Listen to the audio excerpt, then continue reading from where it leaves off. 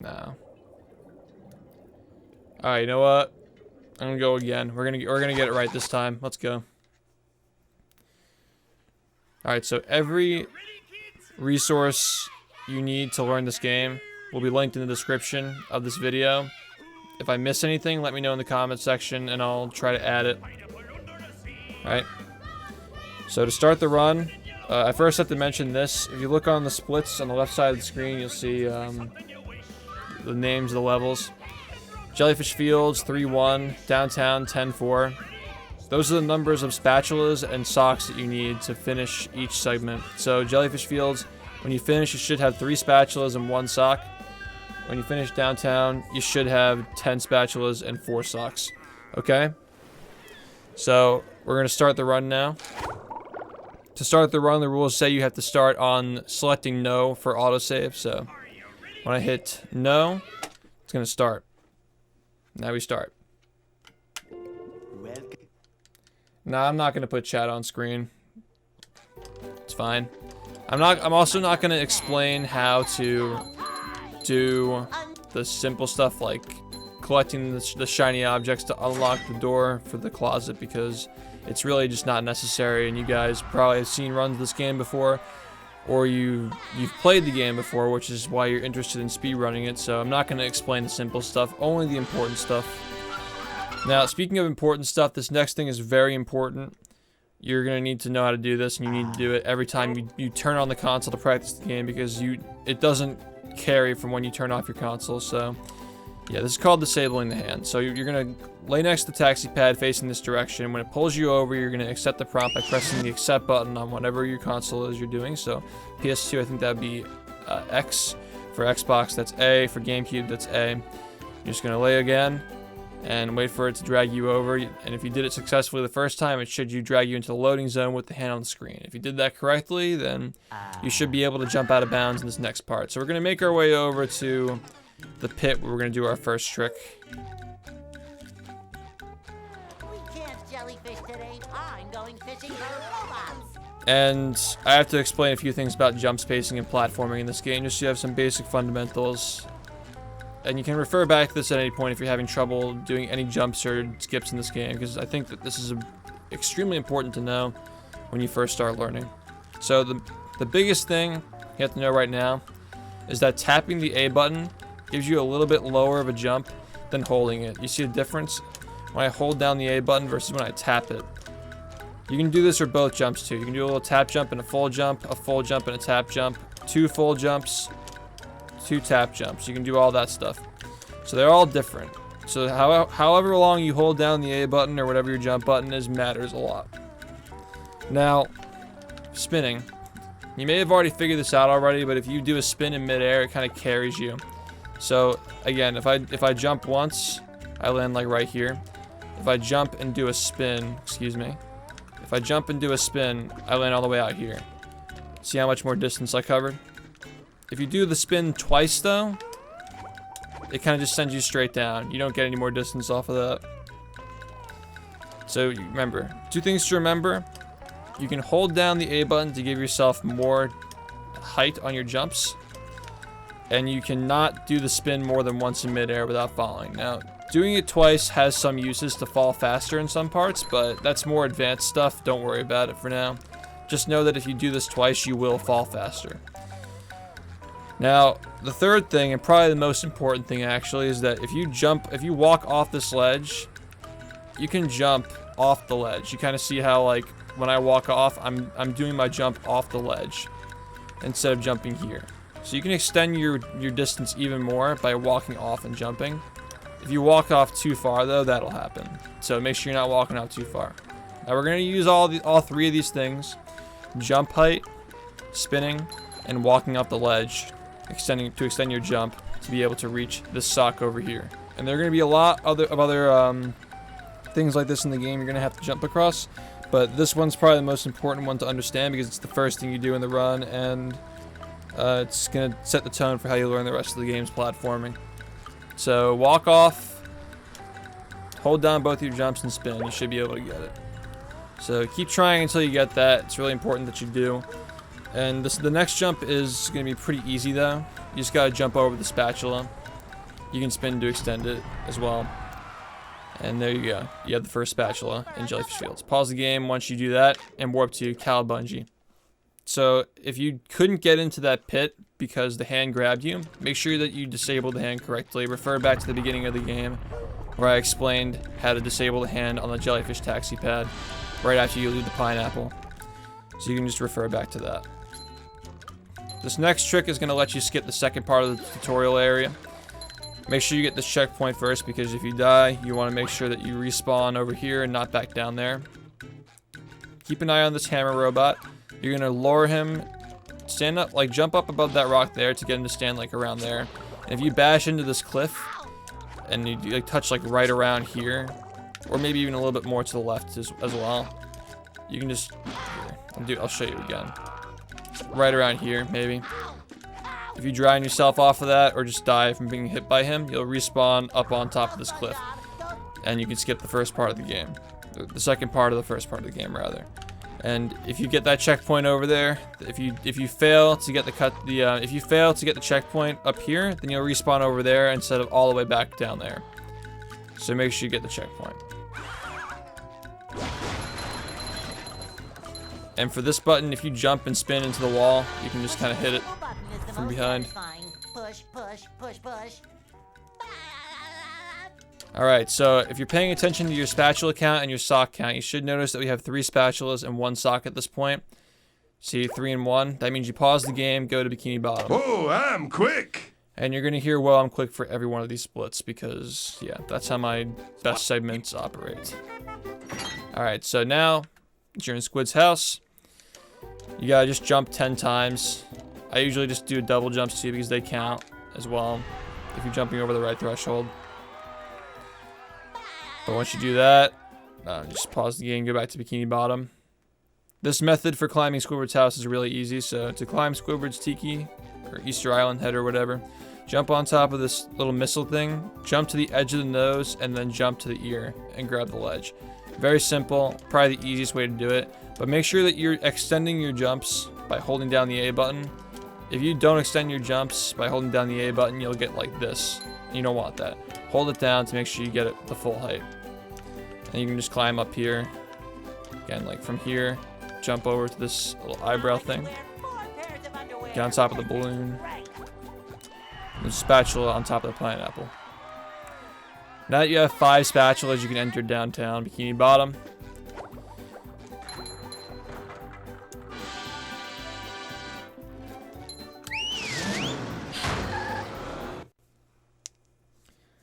Does anybody in chat have any questions about what's happened so far that I can fill in, by the way?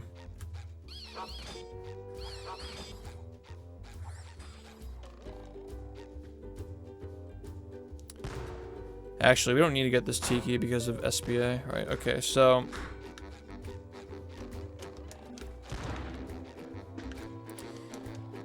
for this challenge, you just have to get all these Tikis to break. I forgot you're supposed to hit this button first. You hit this button first, you go over, you do what I just did there, hit that thing. Yeah, just hit all the buttons. That's all you have to do here. That's all you have to do. Hit all 4 buttons and get the spatula on top of this statue. Now, this next part might take you a little bit of time to get.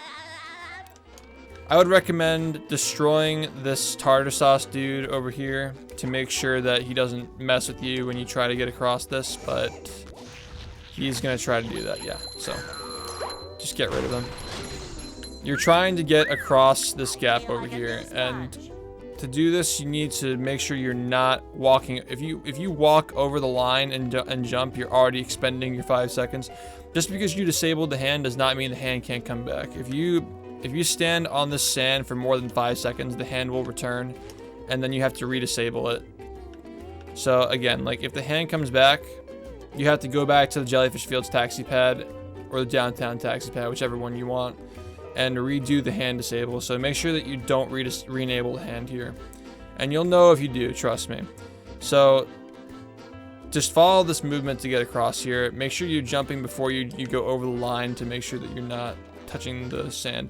You want to avoid touching the sand for as long as possible. So if you do a bunch of double jump spins, you can get across just like that. Now you can just kind of run across this area here. And I'm gonna teach you a little trick called sponge ball, or sponge ball. I guess, like, I was gonna say sponge ball storage, but that's not really what this is. You're just kind of like delaying your falling so you can jump out of a sponge ball midair. That's what we're calling it. Okay. So to start this trick, you just need to kind of like be over here by this little arrow thing. You're gonna go forward and pull back to bounce off of it. Now the second part of this is you're going to push forward, press B to get on top of this little door over here. B and then A quickly. So pull back, push forward, B and A quickly. Hold on, let me get more speed. It's been a while since I've done this actually. Yeah, okay. So as soon as you make contact with the arrow, push forward immediately so you get enough speed to get to the door. B and then A quickly, and then just jump over. Or if you're on Xbox, that's what it is. Whatever button to release the sponge ball, that's not your jump.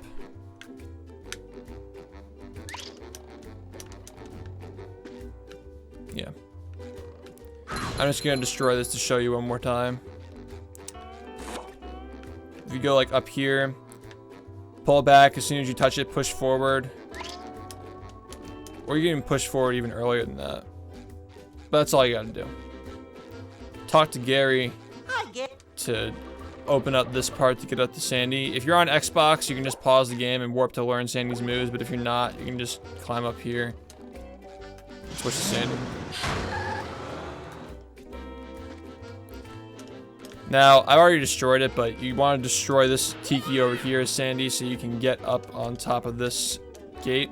If you don't destroy this gate, if you don't destroy the tiki here to destroy the gate, you can't jump on this. So make sure you destroy the tiki down there first.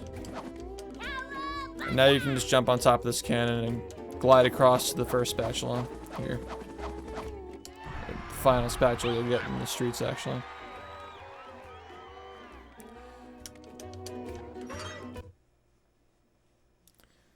Alright, so this next part you might have a little bit of trouble with, but it's not hard to get once you understand how it works.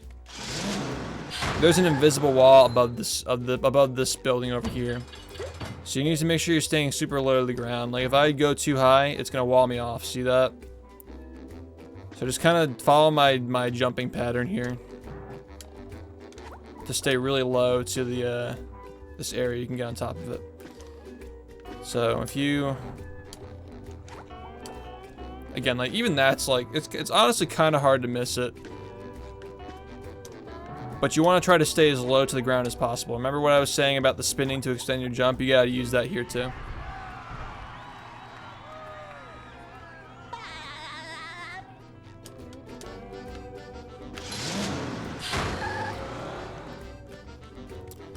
But yeah, for this part, make sure you're gliding toward the Texas swinger that's directly in front of me.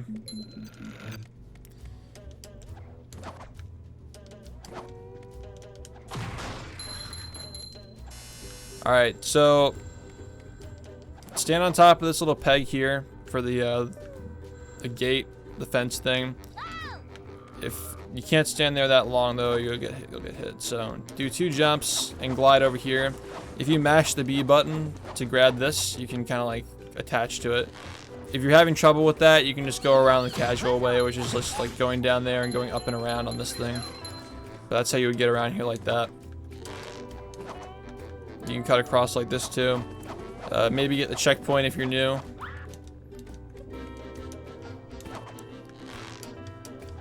You can go like straight across here, but if you can't make that jump, just jump on this building first. Not a big deal. You can jump on top of this guy's head as well to get across here. There's another one. Make sure you get the sock too. Similar thing here, just mash B or whatever your lasso button is, grab onto that.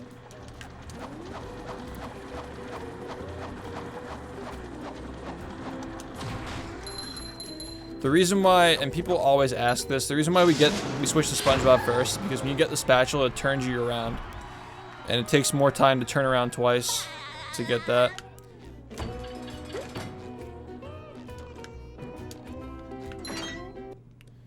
Alright, so we're gonna get the Lighthouse sock now. I'm actually not sure why I included this in the tutorial because it is kind of difficult for some people, but there are socks you can get later if you don't want to get this one. If you can't do it, don't worry about it. Just get something else later. You need to combine your knowledge of your jumping to get this. So, you know, I was talking earlier about how you can kind of like tap the jump button to do a short hop. You want to do a full jump and then a short jump. So push forward into the door, full jump, short jump, and you should be able to land on top of this thing like that, right? So hold down the A button, or hold down the jump button, then tap the jump button, like that. And you should be able to get on top of the wheel just like this. Now if you pull back and then jump like that, you can grab on top of this door, and then just jump back again to grab this, and you can jump over to grab this sock, just like that. So again, hold, tap, back, forward, nice and easy. Now just like kind of look, peer down to see where the next one is, the Duplicatatron. Keep going back to the center.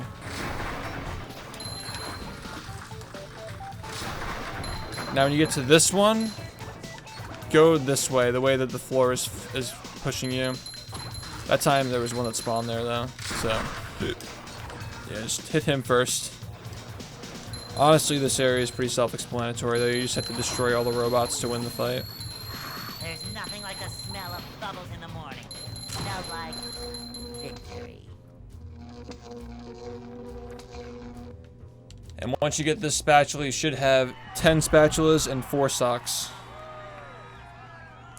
So you're gonna pause the game and warp to Bikini. Oh, I'm quick. Alright. Goo Lagoon time. And for this level, I'm going to actually play a clip from a previous tutorial because I have not played a category with this glide in a long time. So I'm just gonna have Past Me explain how to do it because Past Me will be able to give better explanation.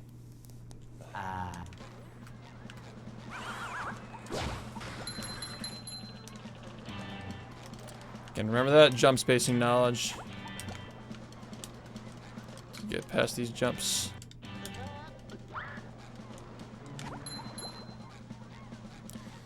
Make sure you talk to Larry here. It's important that you do. You need to get the mission so you unlock the this silver spatula in the menu.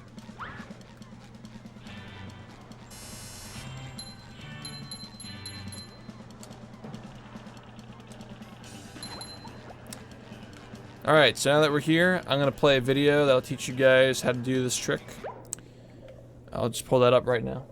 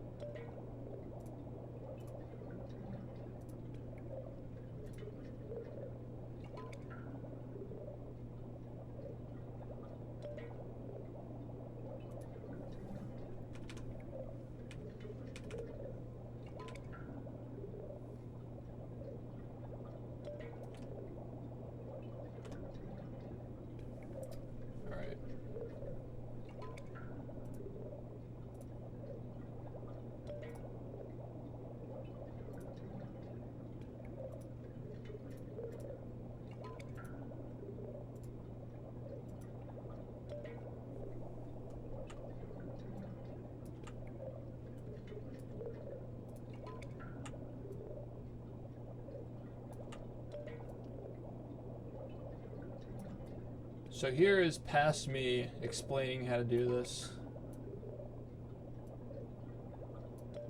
Yeah. Alright, Alright, just give this a watch.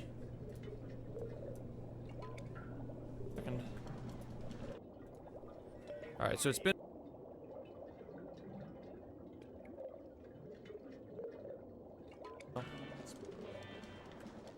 It's risky. You can lose a lot of time for messing that up, but it only saves 1 second. Okay, remember, shiny objects.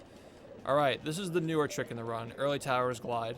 This is a really, really easy trick compared to the other one, in my opinion. All you're going to do to set it up, if you look where I'm standing right now, you see SpongeBob's belt buckle, the center one. There's a little red dot under it. Pay attention to that red dot. And pay attention to this red dot under the belt buckle here. You see these 2 red dots that are kind of under me right now? I line it up to put myself, like, the red dots are between the belt buckle like that. Both red dots are under like that. And you see how the button, see this button that's like the tube that's like behind the tower? The button hanging down from that? I just cover, see this little crate on top of the top crate that the robot is standing on top of?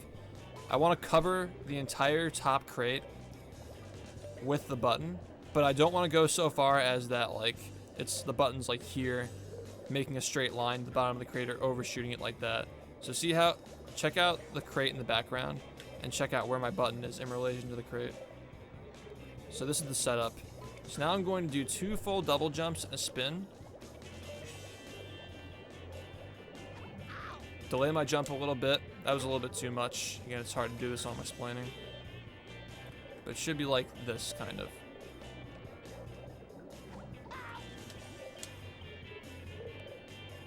I'll explain that again. I just wanted to show you what it looks like so you have an idea of what I'm talking about. But yeah, if you do that, you should land on the cliff like that. Now I'm going to show you how to do it again. And set it up. 2 red dots on the ground, line it up with the belt buckle. Make sure that the red button is between the crate. It's between the 2 crates, kind of like that in the middle. When you double jump, you want to wait a little bit. You want to delay your double jump a little bit, all right? Wait a little bit. But as soon as you hit the tower, you want to press the slam button. Again, you just got to watch it a bunch of times. You'll get it down. You'll figure it out. It's not that difficult. I'll show you an alternative method for doing this as well if you can't get it.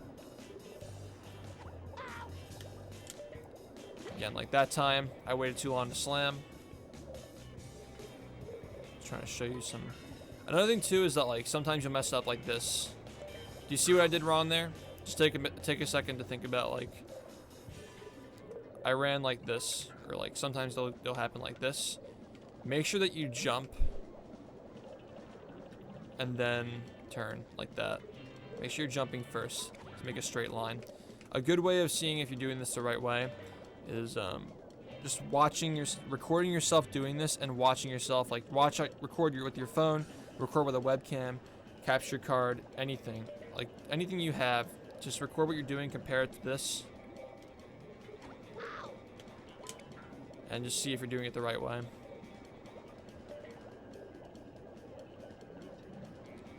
Yeah. Once you get here, make sure you destroy this robot to get the spatula later. You want to kind of stand like right here in between the 2 crates, like a little bit more here by Patrick's ass. Like you kind of want to be like eating his ass, like right here, and then like line this up so, like, I guess like the camera kind of zooms in a little bit, kind of like that. Eat the ass and then turn it so the camera is like zoomed in. If you do that, you should be able to make it across. I'm going to show you again. One more time. Set it up. 2 red dots on the ground between the belt buckle. Put the button between the 2 crates. Double jump. Hold it. Delay your jump. Slam.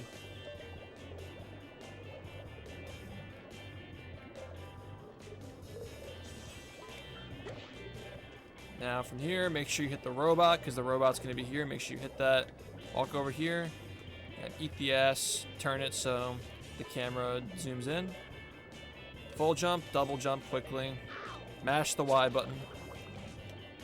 and you should make it across. I'm going to show you an alternate method, and again, I'm going to label it in the description, old school sponge glide tutorial. If I forget any of these links, just let me know in the comments, by the way. I'll add them upon request if I forget them. But I shouldn't forget them. Anyway, alright, it's been a while since I've done this, so I gotta remember how to do it. But yeah, there's an alternate sponge glide. If you're having a lot of trouble with this, I'll show you what it looks like. And then there's an alternate tutorial in the link in the description that you can use. Okay, so you want to line it up by putting... I don't remember how to do this. Isn't that crazy? I did this for 2.5 years and I can't remember how to do it anymore. Oh, wait, hold on, it's coming back. Okay. So, I guess like line it up so the tower's flat. Put you know what, I'm not gonna explain it. Just I'm just gonna get it to show you how to get across if you can't do that method. Just go in the description. My tutorial explained it much better than I'm going to be able to explain it right now, because again, you're asking for somebody who's like 2 to 3 months rusty from not doing this trick to explain it. So watch the video that I have linked in the description for old school sponge glide if you can't get that one. Try to get that one as hard as you can. Spend like an hour on it. If you can't get it, try this one. Figure out which one you want to use. But I'm giving you another option. If you have to do this one, there is a tutorial for it in the description though. So again, all you're trying to do is get to here and destroy the robot on top of that thing. But an alternate way of doing this is like you have to stand here on this side of the cliff. Kind of walk around here a little bit, make sure that it like updates your position. You can like kind of boost across, excuse me. Walk out here, jump on the corners. And you can make it across here the same way.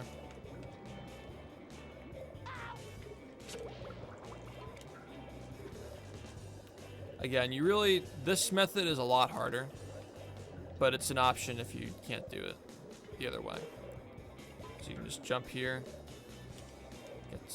update your checkpoint. If you walk on the ground too much on the sides, you're going to update your position. You're trying to hold your position on that one side of the cliff that I was standing on.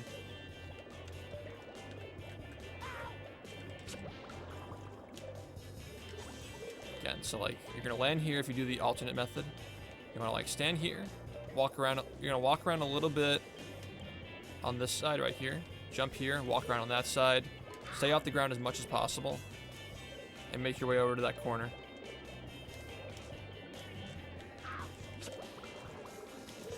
It's a different way of doing it. Again, I'll show you the original method one more time, because I really, really want you to try and get it. Alright, so the one that I was showing as the alternate one, that one, the second one that I showed that goes to the right, does not work on PAL consoles, like PAL 50 FPS. So if you're playing on PAL, you need to set your frame rate to PAL 60 instead of PAL 50 to make that second one work. But you really should try to get the first one that I showed to work. Now issue the coup de grace! Because the first one is gonna do you much better for these runs. Also, Elnis, thank you for the 8 months, man. I'm not looking at chat right now, but thank you very much, man. As I was saying, yeah, try to get the one that goes to the left as much as you can. If you can't get it, if you absolutely have to, do the one that goes to the right, but you're probably going to find it a lot easier to do the one to the left anyway. But anyway, I'll show you the tutorial I was talking about, like that past me was talking about. I'll play it for you now, just so I don't have to put it in the description. But just watch that. And remember, this is the alternate method that does require you to be playing on a 60 FPS console. And the only type of console that won't run at 60 FPS for this game is PAL 50.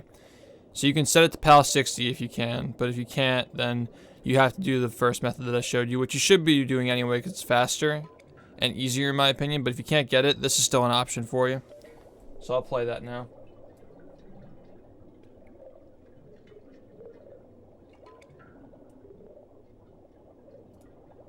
Hey guys, welcome back to my tutorial series for SpongeBob SquarePants Battle for Bikini Bottom speedrun strats. I was really pleased with all the positive feedback for the Cruise Boost tutorial I just uploaded, so thank you all and I hope the practice with it is going well. This time we're going to cover Sponge Glide, the go-to trick to blow people's minds if they've never seen a speedrun of this game before. This trick is used to skip to the end of Goo Lagoon pier from the beach, allowing you to complete the entire world in reversed order. Unfortunately, this trick only works consistently if you run the NTSC version of the game, because the PAL version is lower.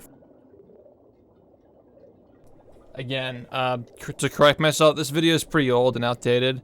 It works if you're playing on PAL 60.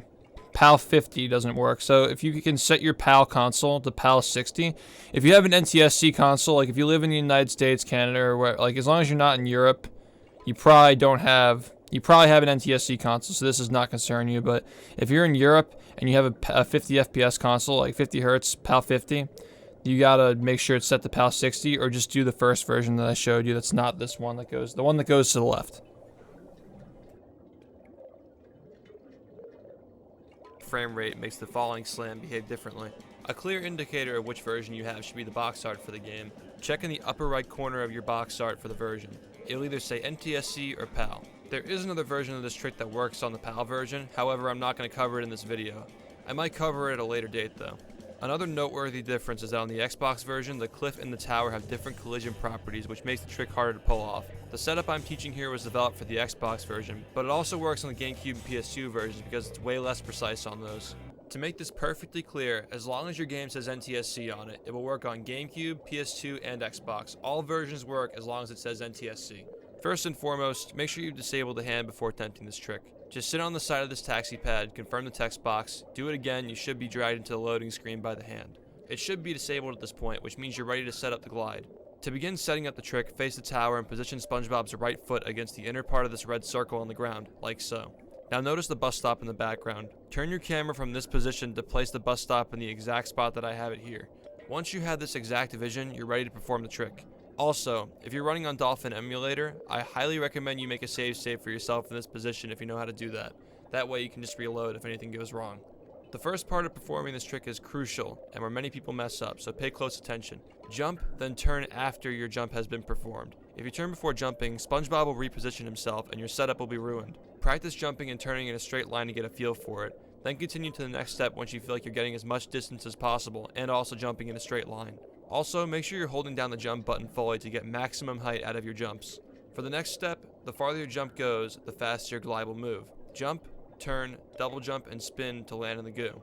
After SpongeBob reacts to being hit, hold down the jump button to perform a double jump into the tube. If you do this correctly, you should reach around this height on the tube. Finally, slam at the highest point you touch the tube, right before SpongeBob starts to descend. You should get stuck on the tower and start floating, and if you have a good angle, you should be able to land on the island cliff and have the ability to jump to the surface once you land. If you're getting this weird jittery motion on the tower or just falling straight down, it means one of three things. Your angle was bad, you turned before jumping, or you slammed at the wrong time. Figure out which of these happened to you and keep trying until you get it. I recommend recording your attempts and playing them back to help yourself figure this out. On the Xbox version especially, there are several areas on this cliff that will instantly kill you if you land on them. This is because the time it takes for SpongeBob to finish the slamming animation is too long for him to be able to jump out of harm's way. Although there are some instances where you'll be able to get a precise bash to save yourself if you land in a danger zone. I recommend just mashing the bash button if you happen to fall here during a run. The second glide is easy. Just stand on this red line, perform 2 double jumps away from the tube, another full jump while approaching the tube, and slam when you reach the peak of your height. Make sure your trajectory is straight while doing this, however. If you jump too far to the right, SpongeBob will slide off the left side of the tube. If you jump too far to the left, you may get a glide, however you have a high chance of floating past the loading zone for the pier.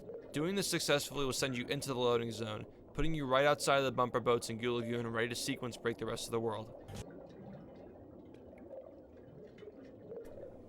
Alright.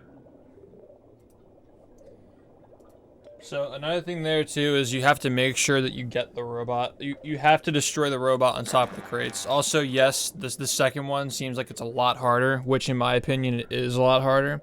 But some people have still commented saying that the second one is easier. But I feel like that's just muscle memory from people who learned the game with the other one. Definitely do the first one if you can, because it's really easy compared to the other one in my opinion, and it's way faster too. So yeah, I don't know, I just do that instead. It's been a while since I've done this, by the way, so it might take me a couple of tries.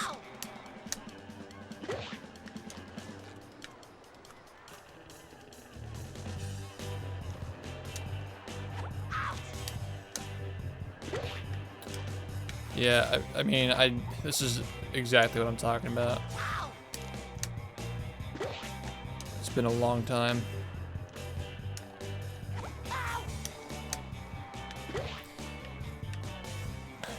I should have watched my own tutorial.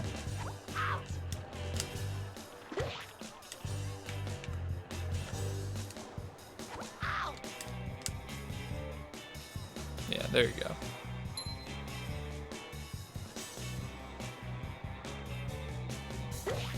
Yeah, you just want to learn there. It's been about a month since I've done this trick, I think. So, again, like I was saying with the line up the belt buckle. I think I'm slamming like as soon as it touches, right?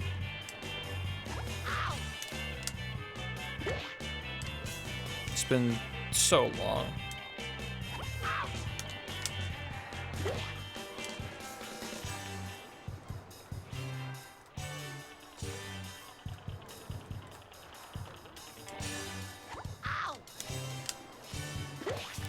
Yeah, I don't know what to say. Like, I don't usually have trouble with this trick, but it's just been so long since I've done it.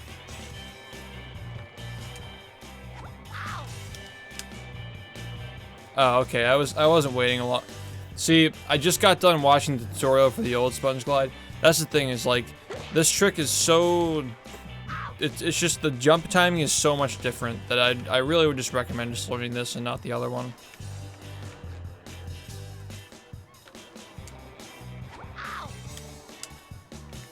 You gotta delay your jump a little bit. That's what it is. Yeah. Definitely try to learn this one if you can, because you don't have the dumb stuff where you have to, like, you can land on the cliff by accident, like on the wrong side and drown. But you have to destroy this robot before going to the pier. That's like an absolute must. You have to do that. So remember, this is the, I guess this is the set that I taught in that video. You gotta be able to recognize when you're not gonna make it either.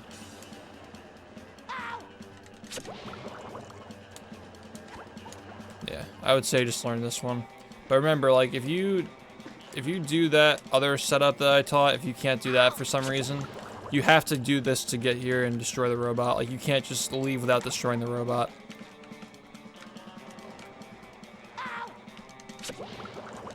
Yeah, you gotta be able to recognize when you're not gonna get there.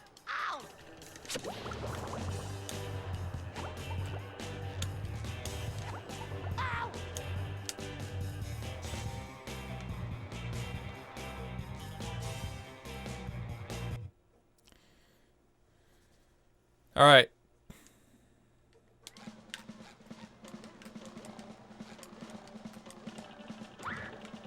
Yeah, I apologize for my inconsistency on that trick. I've been playing a category that doesn't use it, so it's been a little bit of time since I've done it. That's all.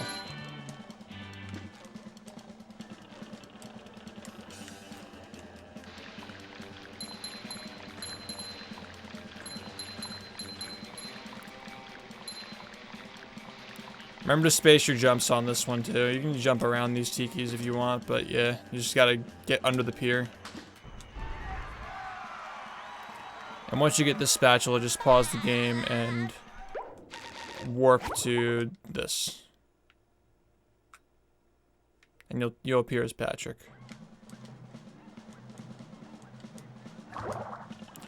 Now you've already destroyed the bumper boats, so you can just do this now.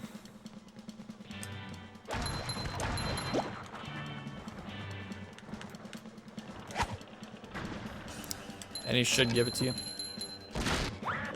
The spatula.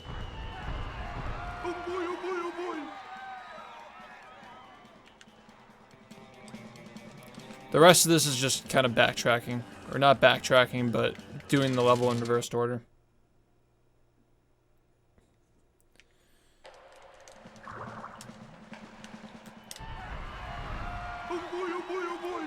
Should be pretty quick.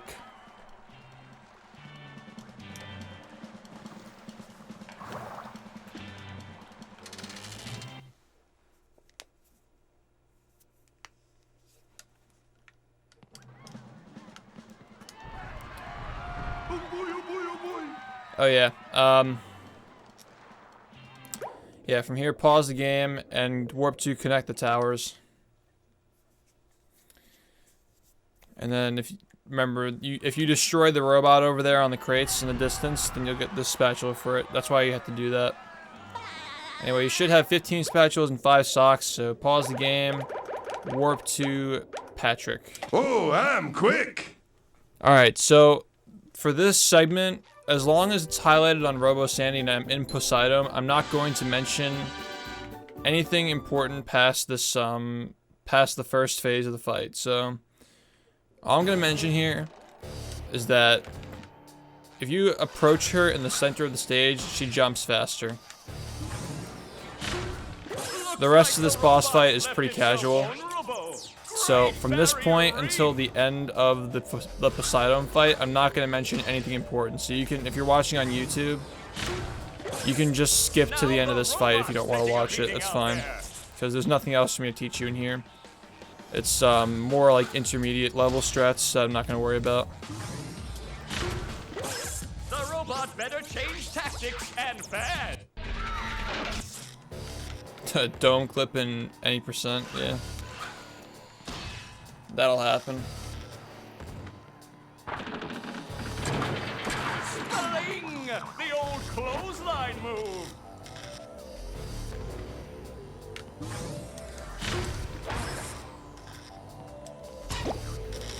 The robot's losing its head. What a shocking takedown by Patrick.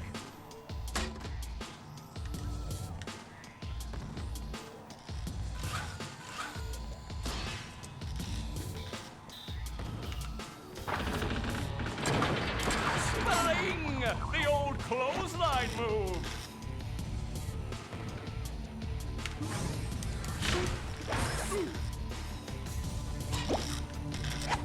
Oh, nice flying, head thing move by Patrick.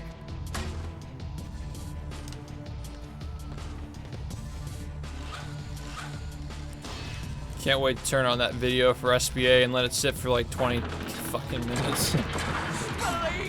The old clothesline move. Yeah, good old SBA.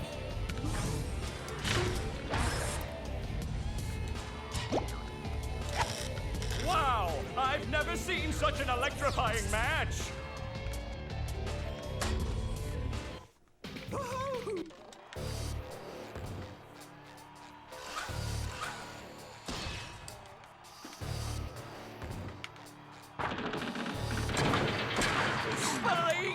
The old clothesline move. What, the barnyard video? Whoa, Or did you mean something else? Oh, the canned coochie shit. Yeah, I know what you're talking about. After the barnyard stream, it got recommended, I guess.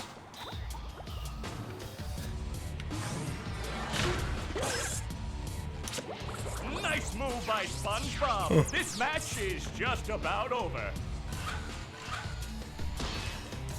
I love the squirrel fight. Good old squirrel fight.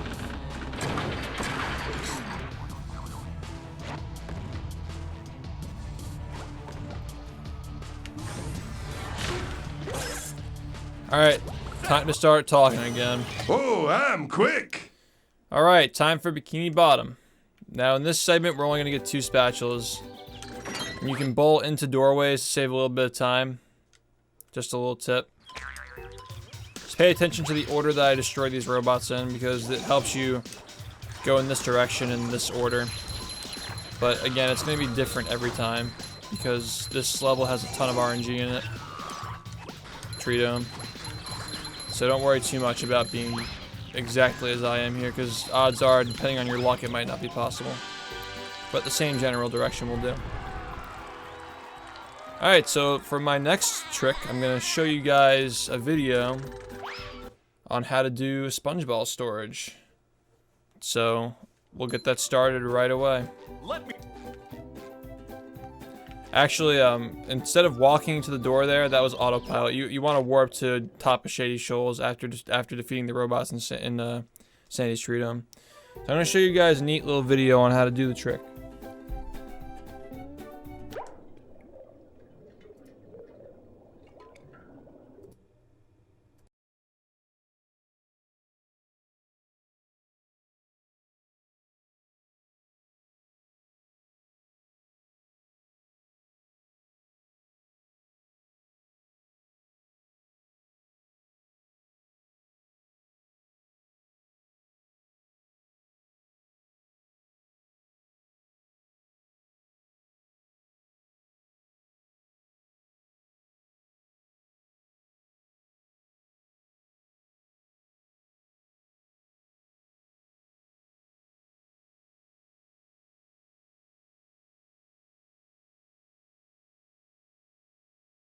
Today we're going to cover Industrial Park Skip, commonly referred to as just sponge ball storage. This, in my opinion, is the most important skip in the game. It allows the player to access the third hub area earlier than intended, and collect the spatula on top of the chum bucket before acquiring the cruise bubble.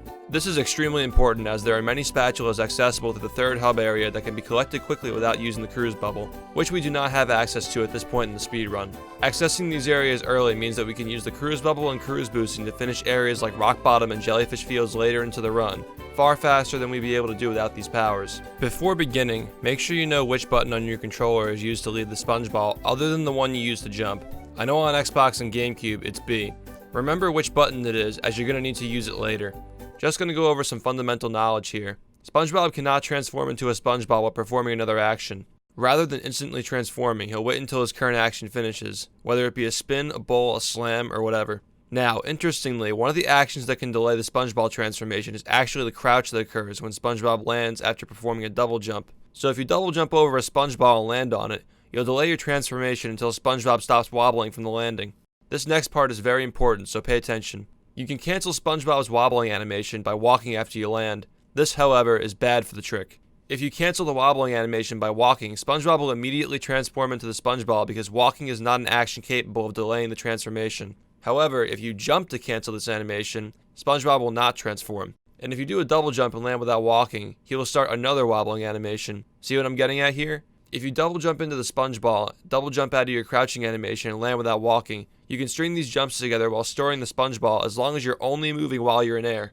As soon as you start walking, you will transform. And we don't want to transform on the ground. We want to transform on top of the police station. So to get the sponge ball up there, first bowl this button to activate the trampoline. Then go to the sponge ball, double jump onto it, and string together double jump landings like I covered earlier. Once you get to the trampoline, jump onto it and use the bounce to put yourself onto the police station. A big mistake that people make here without realizing is walking after landing on this part of the building.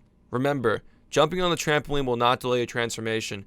You still have to do a double jump out of the trampoline to keep your storage. And make sure you don't walk forward after landing here either. Now you want to make your way to this pipe where the golden underwear for the second hub area is stored. At this point you can walk and release the transformation. Then push yourself into the back of the pipe and get stuck. Now you want to face this exact direction to set up the final part of the trick. Once the transformation animation is finished and you stabilize yourself against the pipe, push forward while facing this direction and you should rebound off the wall, bouncing toward the chum bucket. Once you're close to the bucket ledge, press that button I told you to remember earlier, the one that makes you leave the sponge ball without pressing the jump button. Then, press the jump button quickly after, and you should be able to get a double jump while airborne after jumping that first time.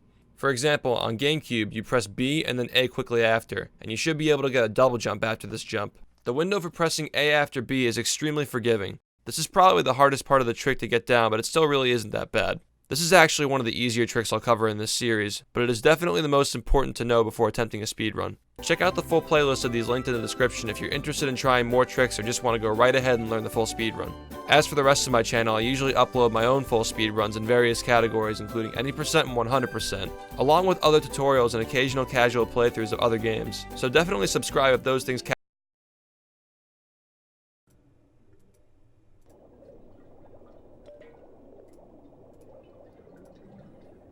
And just a reminder, all those tutorial videos can be found in the playlist I'm going to link in the description. And if I forget to, just let me know, I'll add it. There's another one that I haven't done in a while.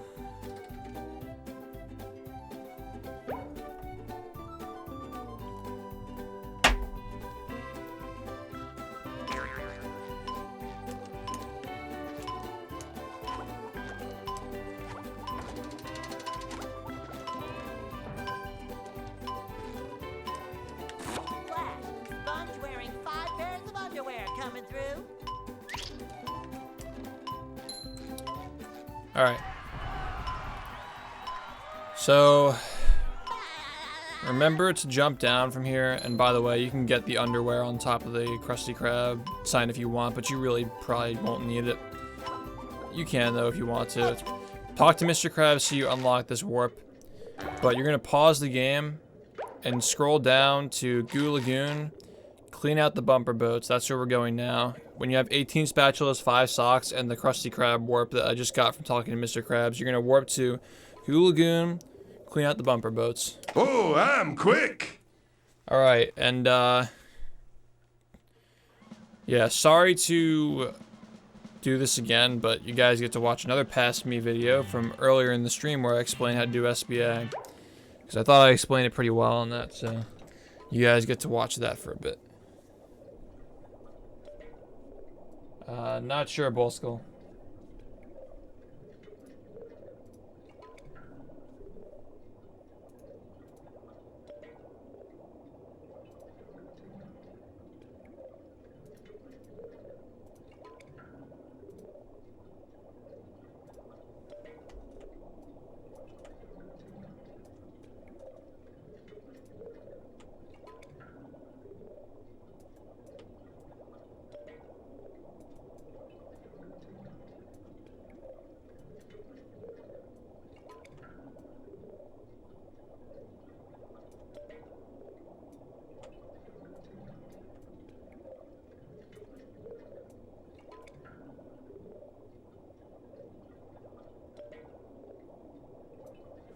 This is fine. You can see it. Yeah, we're doing it right now. I guess we'll start by going to Goo Lagoon then. Alright, well, in the run,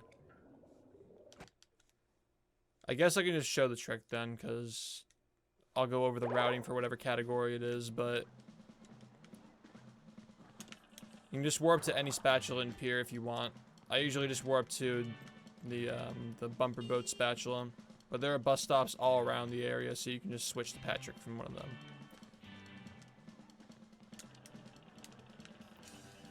Alright. If you're practicing this, I'd recommend also getting the checkpoint as well, because the checkpoint right over here, like if you fail one of the tiki throws, I'll demonstrate. So you're gonna be using these 2 tikis to do this trick, but if you fail and the tiki like breaks somehow or you lose it, you can't do the trick without the other tiki. So that's why I say if you're practicing this, get the checkpoint here so you can respawn like right in front of them. So to pick up this tiki, what I usually do is I slowly walk toward it and I mash the pickup button, whatever it is on your console. So you just kind of slowly tiptoe toward it, mash it. Probably maybe just clear these guys out. In the run, you might not be able to do that at first, but I guess if you're just learning the trick, this is fine. Just kind of like stand on these little bolt things and throw the first one. Now, for this second part, you want to make sure that, like, you got to remember that the platforms are going to tilt back and forth on this. You see that? So you want to kind of like visualize where the center of the platform is now and kind of throw it when you get there. So now I'm tilted back. You want to walk forward to make up for that distance so you can get this. I mean, you can just kind of figure it out on your own, where to stand and where to jump and where to throw. But yeah, that's just how I do it. For this one, I would recommend throwing it all the way out to the left because you want to avoid throwing the tikis on top of each other. And the auto target will sometimes do that too if you do that.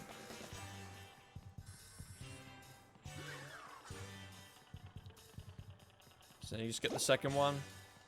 You're going to do the same thing twice.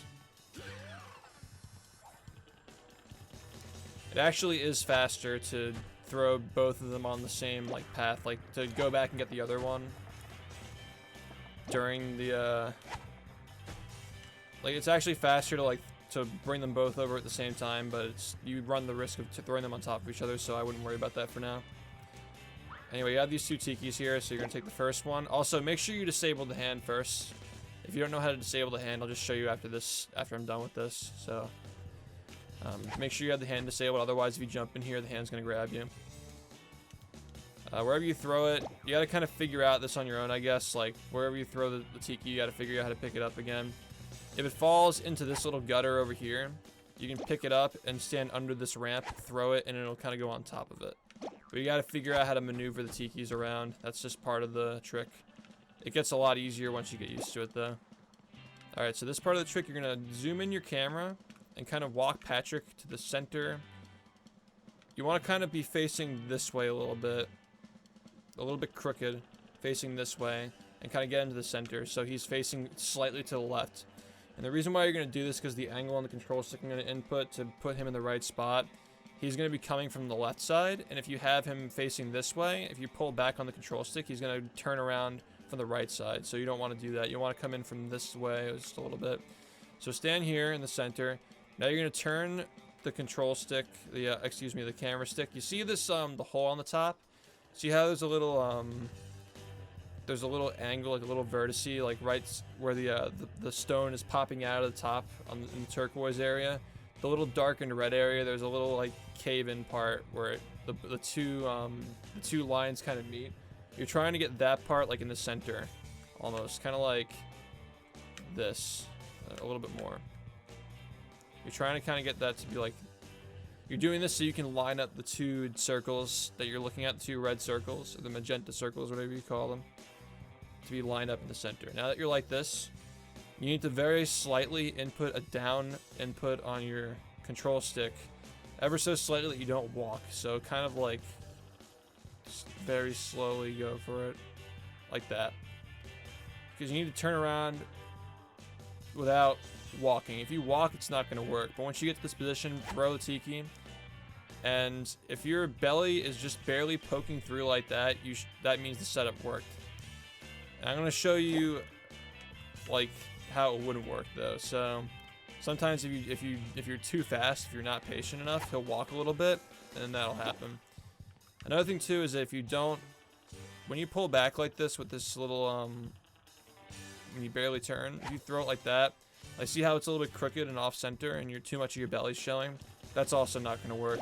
You have to kind of like set it up, and you'll get used to this. Like, I'll show you the exact way it's supposed to look. Like obviously, like it's not extremely precise, but I'll show you like a setup that'll definitely work.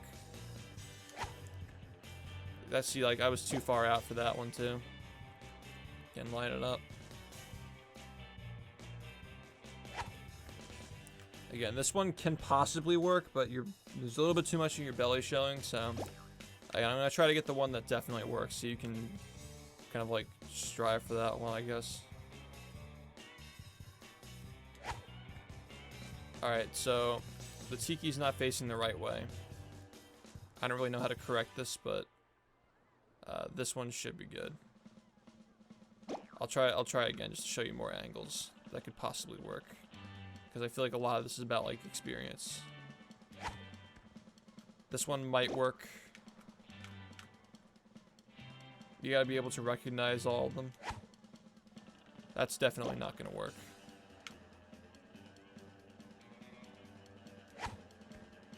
That one also might work.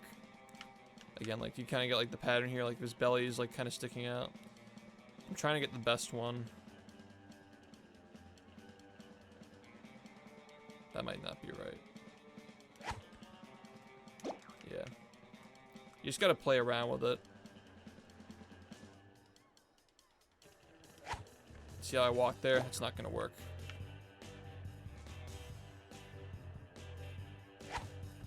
This one's perfect. You see how this one, like his nose, the nose of the tiki is peeking through his stomach? This one's perfect. Like, this is definitely going to work. I'll just keep throwing them to show you different scenarios. This one probably wouldn't work. He was a little bit too far forward there.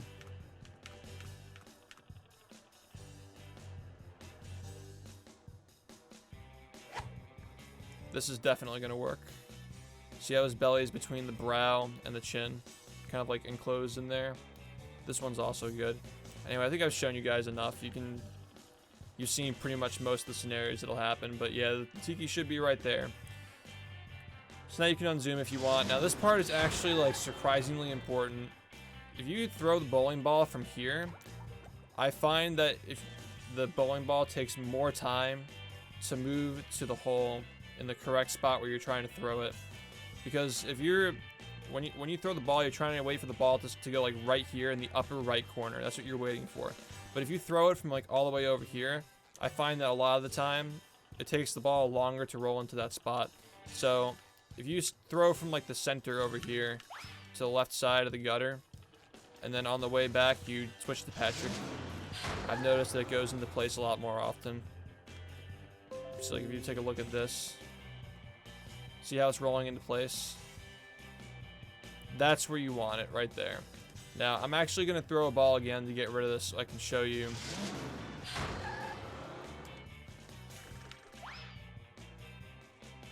Okay, so anyway, back to what we were doing before. I just wanted to demonstrate that.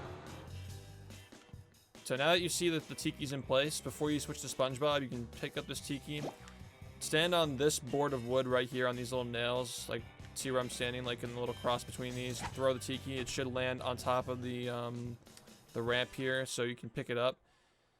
If you, again, like you saw what to do earlier, if it lands here, you can just get it back out. But you want it to be on top of the ramp because you're going to pick it up and you're going to stand like right here with it. So now that the tiki's there, like kind of like right in the center, again, what I was saying before, walk all the way out over here, pull the tiki up into the left side, and now it should be going into place. I found this is pretty consistent. Yep, so it's going into place. When it gets to the corner, throw it. And it didn't work. So now you have to kind of diagnose what wasn't going to work, like why it didn't work. I think that the reason why that one didn't work is because it was too far down. So again, you got to diagnose it.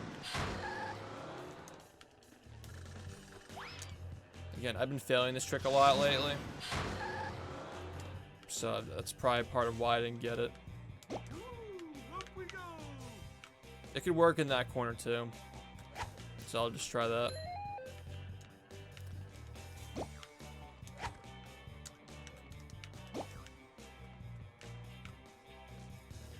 Let's see, it should. Alright, this is actually good. Yeah. And you can see what's happening down here. It's just going in and out. But again, like when you don't get it, there's a reason why you don't get it. It's not really random. If you get it in the right spot, it works every time. There are a few spots that you can get it in, but I just find that part's the most consistent for me.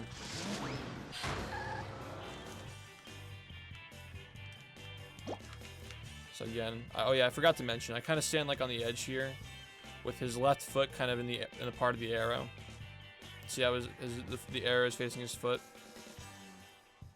But you can try different spots, see if they work for you. I just find that the top part is the most consistent. And again, like I kind of waited too long to do this, so I'm just gonna here.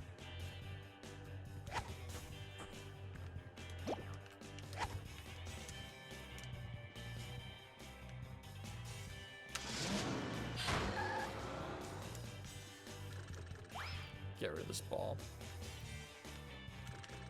You gotta be pretty quick though, because again, the ball's gonna roll by itself. And again, like I found that in my runs, you gotta be really quick for it to be on its course. See how it's on its course right now?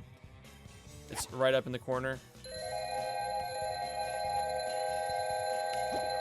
Yeah, the first time when I threw it, it didn't work because it was too far down. You gotta really have it be in the upper right corner, because it kind of gets jammed against the, again, I'll show you again. It kind of gets jammed against the hole, the side of the hole, and if it's too far down, it doesn't get jammed. This might work too. The upper left corner is more inconsistent though. That's more of a risky play. Sometimes I go for the upper left corner if I think that my run is taking too long to get it. But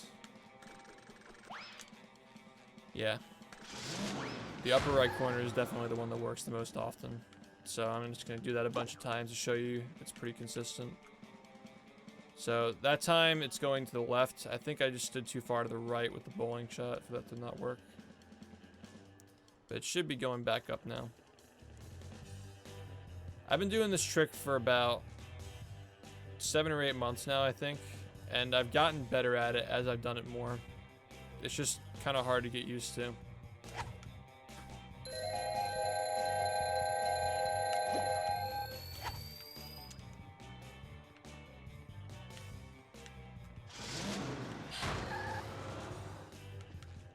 And like, make sure you're walking way out left to get it. Just turn off your speakers if you don't like how it sounds, or just go in the options menu. This is actually pretty good advice, though. You can go to the SFX volume and turn it all the way down if you don't want to listen to it.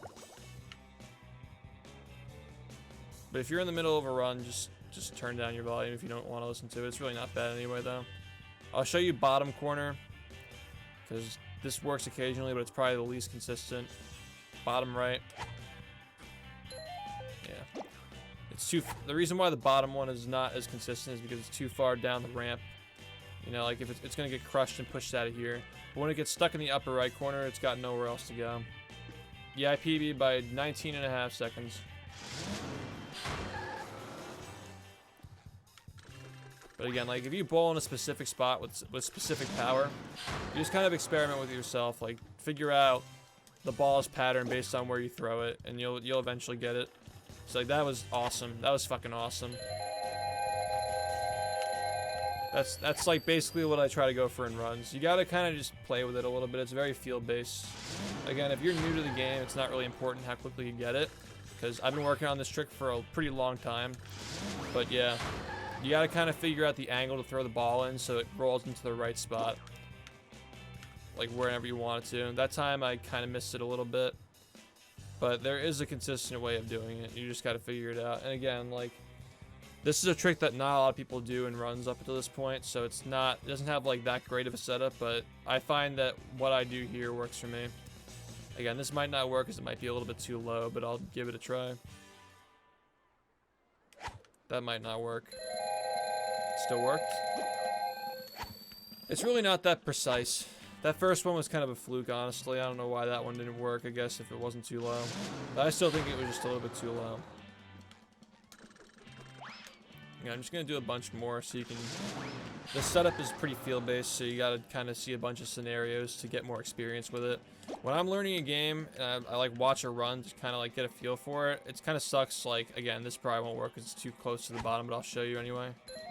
Yeah, too far to the bottom. I think that's what happens with the first one. The first one probably had that problem too. I find that showing a bunch of different scenarios for a trick that's like this, where there are so many different ways it can work, is important for learning it. So I'm just going to keep doing it a bunch of times in a row for you guys to like kind of figure it out for yourselves. It's a field-based trick, but it feels really good when you get it though. It's fun. This is going to work. So you wait for it to get to the corner. I think that time it was too close to the center. I kind of threw it a little bit too early. It was like, see, if you watch back again, you'll see it was like a little bit too close to the center, I think. Now, this time I'll just wait for it to go all the way to the right corner. Yeah, if it's too far to the left or too far down, it won't work. I thought that one might have worked, though. You know, the ball wasn't rolling fast enough. I could try this corner again, upper left corner. Again, it doesn't always work. Usually when that one does work, it sometimes pops out too. So I would definitely recommend still going with upper right corner.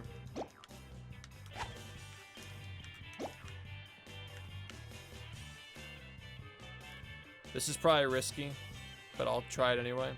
Wait for it to get more to the right. As you can see, there are a lot of different ways to get it. And I wouldn't really consider myself that good at this trick because I still lose time to it in runs, but I think because based on like, since I started doing it, I've gotten more consistent at it and I've gotten better at it. You know, it's gonna get to the point where it is consistent, like very consistent, if you're good enough. So definitely something you want to lab out and work on. It's relevant in almost every category. So I'm not gonna make the same mistake last time. Wait till it goes more to the right. Yeah. See, that worked. I'll show a couple more ones. Yeah, I'll go over a couple more tricks too. It's been a while since I've made a bunch of individual tutorials. I've been waiting. I'll show you what happens, I guess, if you wait too long to get there. I might actually miss the window. I've been waiting to show tricks as tutorials for a while. Oh, I actually got it on cycle. Nice. But yeah, I really hope that this... I'm like, what, 8 for 10 right now? 8 for 10. One of the times I missed it, where it was just like in the beginning when I was getting back into doing it and I wasn't warmed up. I hope this debunks the idea that this trick is not consistent, because it actually is pretty damn consistent if you know what you're doing. It's precise, but again, most tricks in this game are pretty precise. And again, I'm not getting bad ball RNG either, because ball RNG is not a thing. Like, sure, like, there's RNG involved in how the balls roll, but you can make it pretty consistent if you bowl in the right spot with the right amount of power. It's not going to be the same every time, so there is a little bit of randomness involved in where the ball goes, but again, you've seen a bunch of times here that I've thrown it in a pretty similar spot, and look, it's going up to the same area again.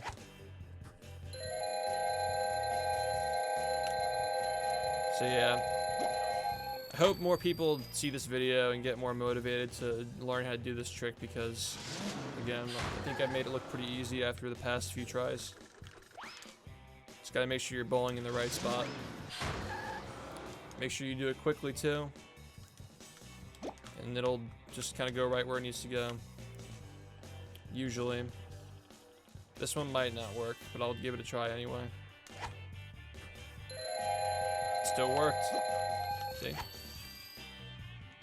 Yeah, I think that more people need to give it a chance. That's all.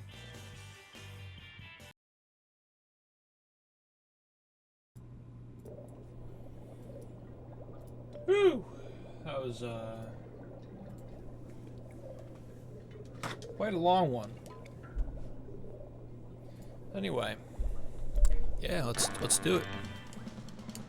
So for this route, it's gonna look pretty similar.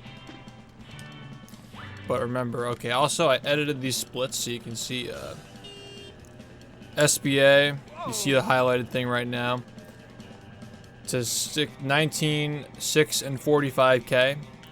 So we need to have 45,000 shiny objects after this split.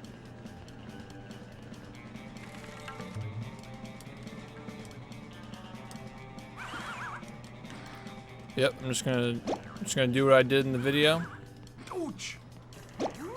with some slight complications. Nope, that was replayed from earlier, because I thought I explained it pretty well in that, so I wanted to reuse it.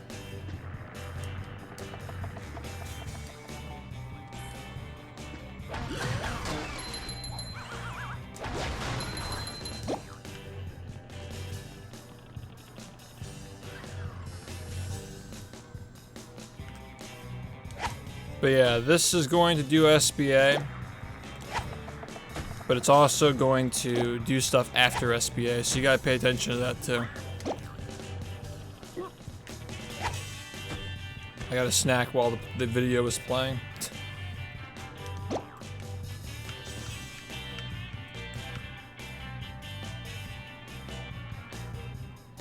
My hands are also very cold at the moment. That might work. Give it a try. If it doesn't work, I'll just reset it up again. No big deal.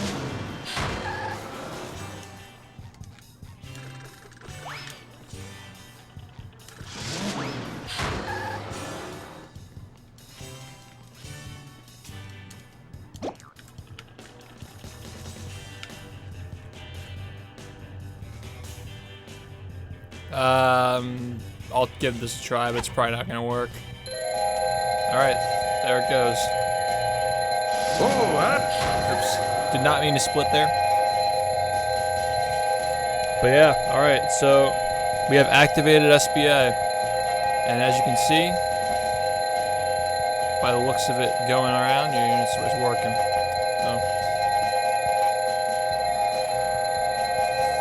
So So everything you do during this is we're waiting for the shiny objects to grind, so it's not that important that you make haste, but it's still good to, you know, be mindful.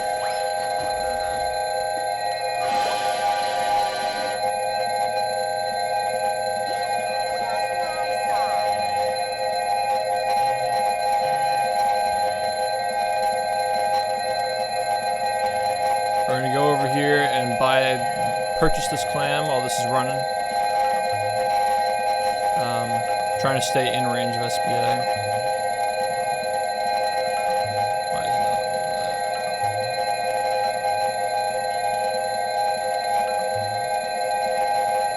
that? Is it glitch because I'm getting shiny objects right now? I didn't foresee this happening.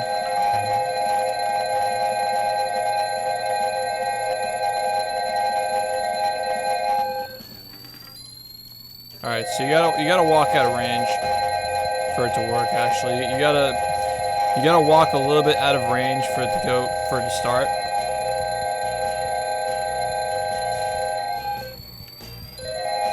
Yeah.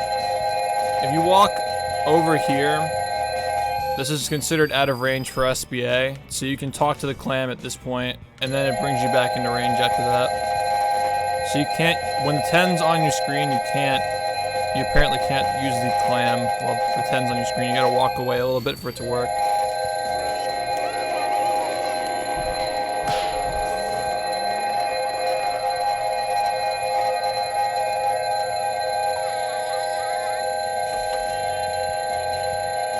You can find this game on eBay. You can buy it for like $10, $15, depending on the console. We're gonna wait until it goes to 45k, but keep note that it's not gonna update itself until you pause. So you can keep pausing to see, like, you know.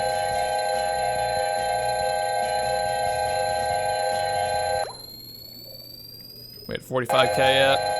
45k should be more than enough. 45k, 19 spatulas, 6 stocks, and 45,000 shiny objects. So we're good to go. We're gonna warp to Mr. Krabs. Oh, I'm quick. And we're gonna get back to the run now. So now you're gonna buy 8 spatulas from Mr. Krabs. That's 1. 2.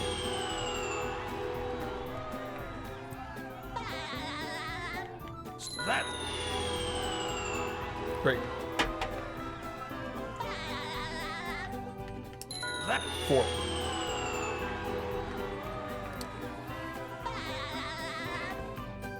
5.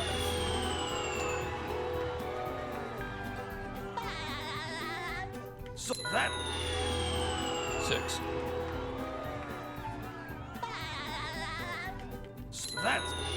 7.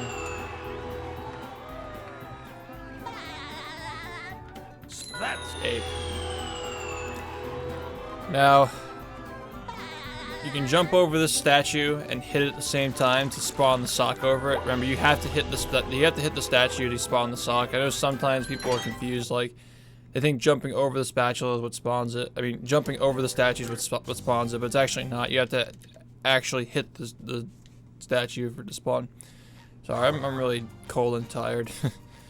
All right.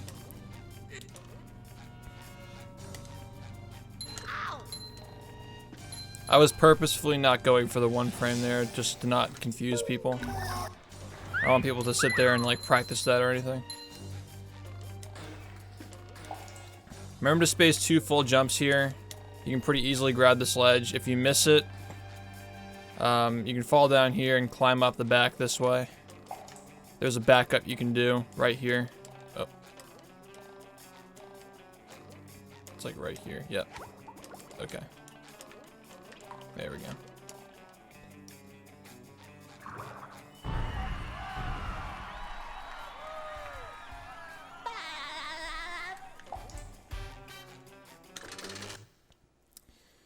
All right.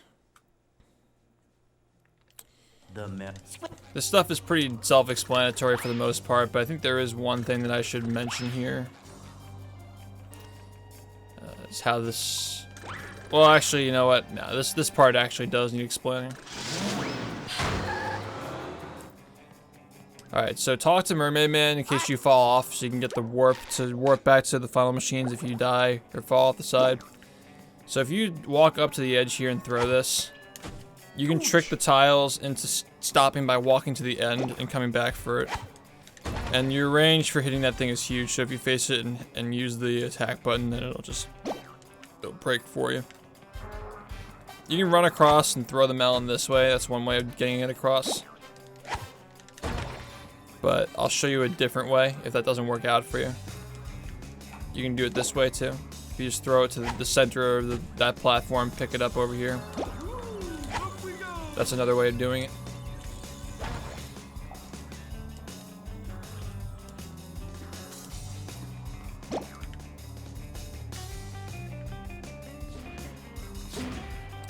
Now if you walk along the edge like this,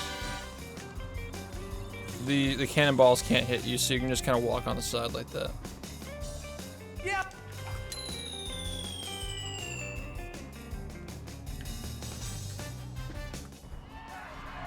Oh boy, oh boy, oh boy.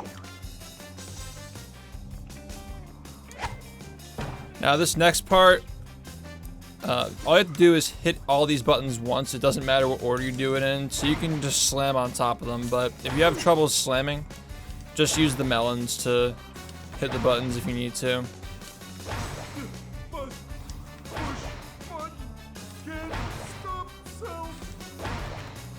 yeah, that's all you have to do for that.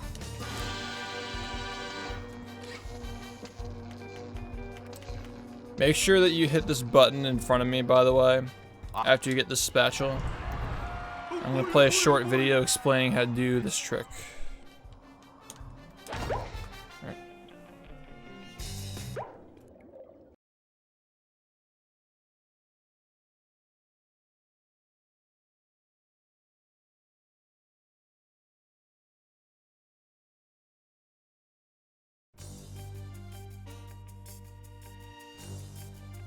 This week's tutorial will cover the main chamber skip, otherwise referred to as Mermaid slide skip.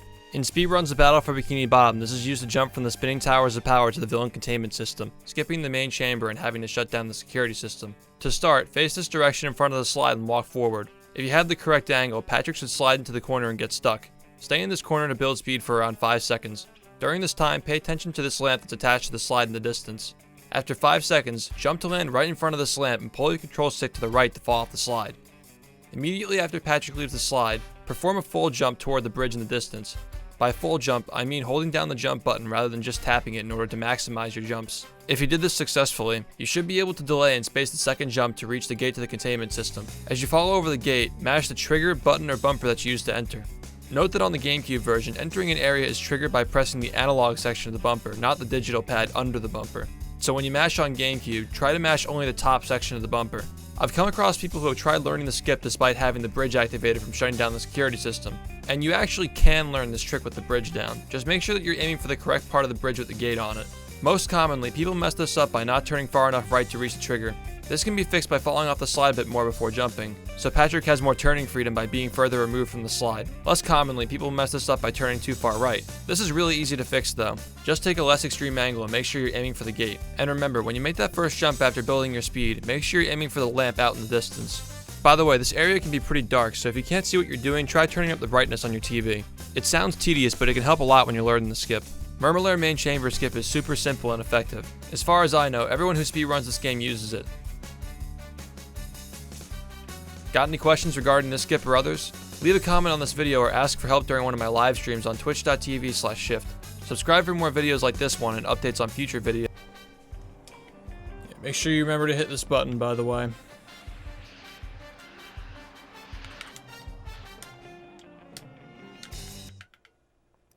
Alright, so now that we're in the villain containment system, you're just going to turn around and walk out. We're going to come back here later.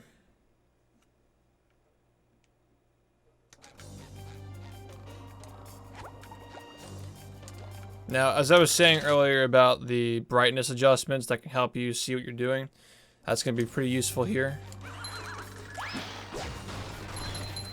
I'm going to get rid of this guy just so you can see what's going on. So you see this little pointer here on this at the edge of this cliff and the flower pattern over there?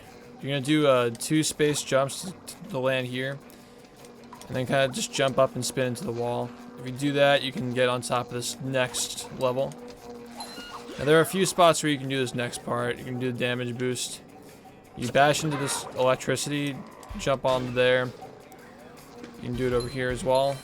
This is where you want to go for it if you get the first try cycle. And you can also do it on the way back here. Just like that. But alright, I'm going to actually redo this anyway to show you what to do. Okay, so this is all in one take. Or not. Okay, hold on.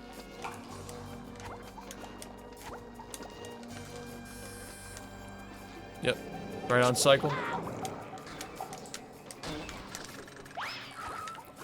Don't worry about that move I just did there. It's frame perfect. Not an issue. If you don't get it. Alright, you gotta get that bowling. You gotta bowl that button too, by the way. Make sure you do that. Alright.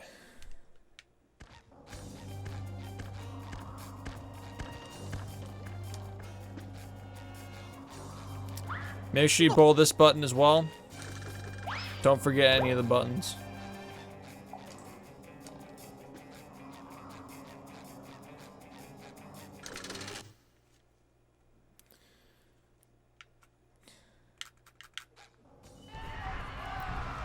And after you get this one, you should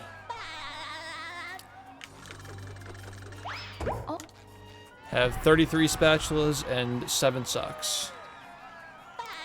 Looks like we do. So you're gonna pause the game, warp to Shady Shoals. Oh, I'm quick!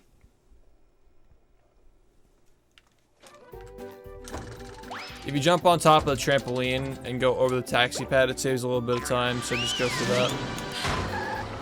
Now we're gonna go over and do bathroom boosts. And it's a lot easier than it looks, actually.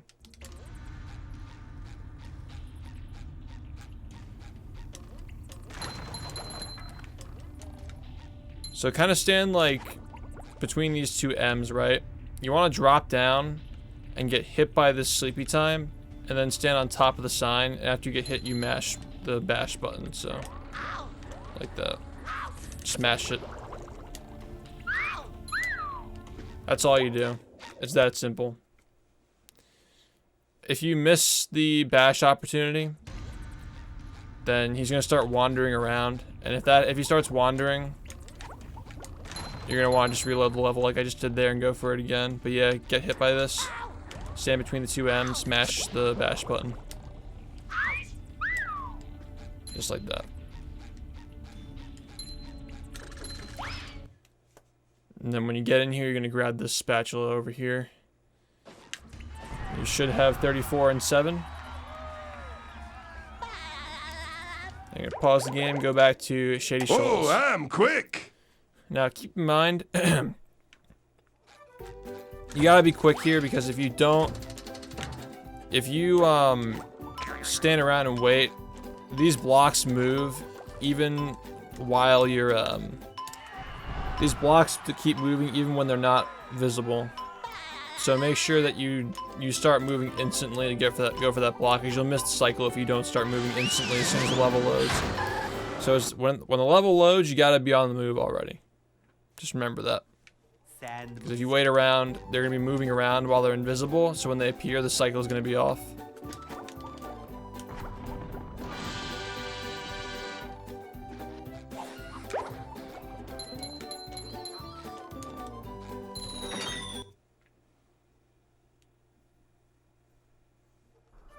I've got.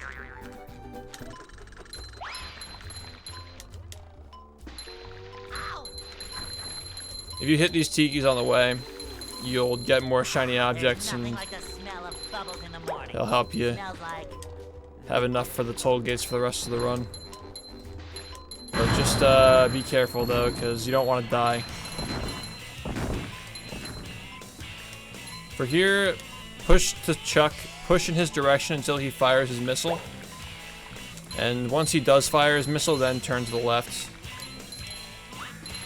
to jump off. Because if you jump first before he notices you, he'll fire the missile directly at you there.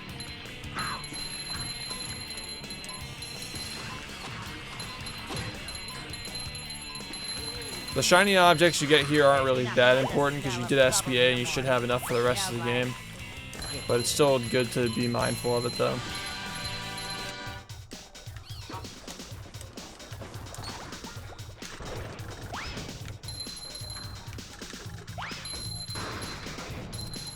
So if you can't get the bowling shot with that button, if you bowl the rock over here, it kind of ramps up and hits the Thunder Tiki like that.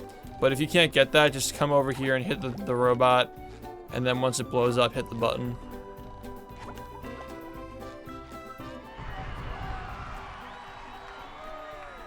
But yeah, don't worry about that bowling shot if you can't get it. It's a little bit more advanced. It's not that bad though. If you aim for the right spot, you just gotta be careful to not die.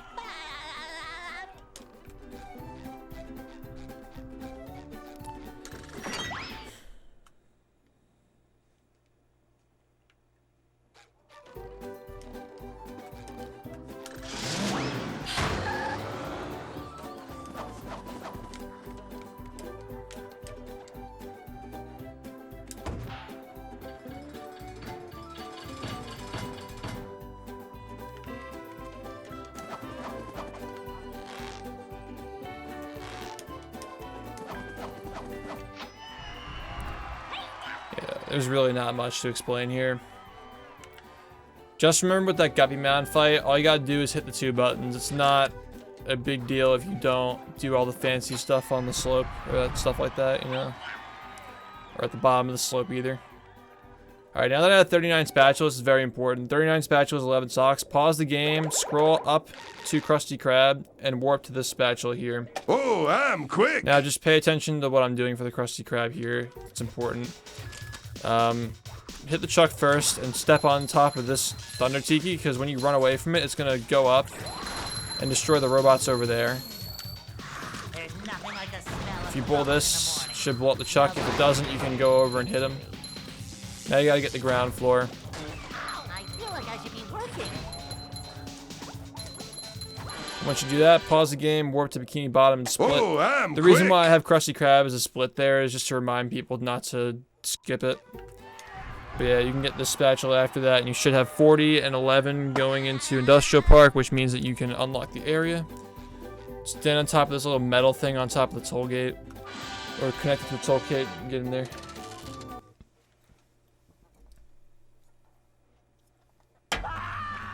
Yikes!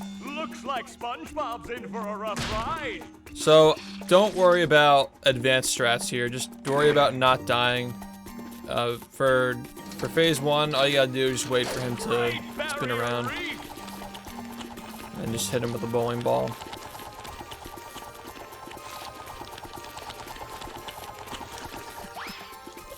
That's the ticket.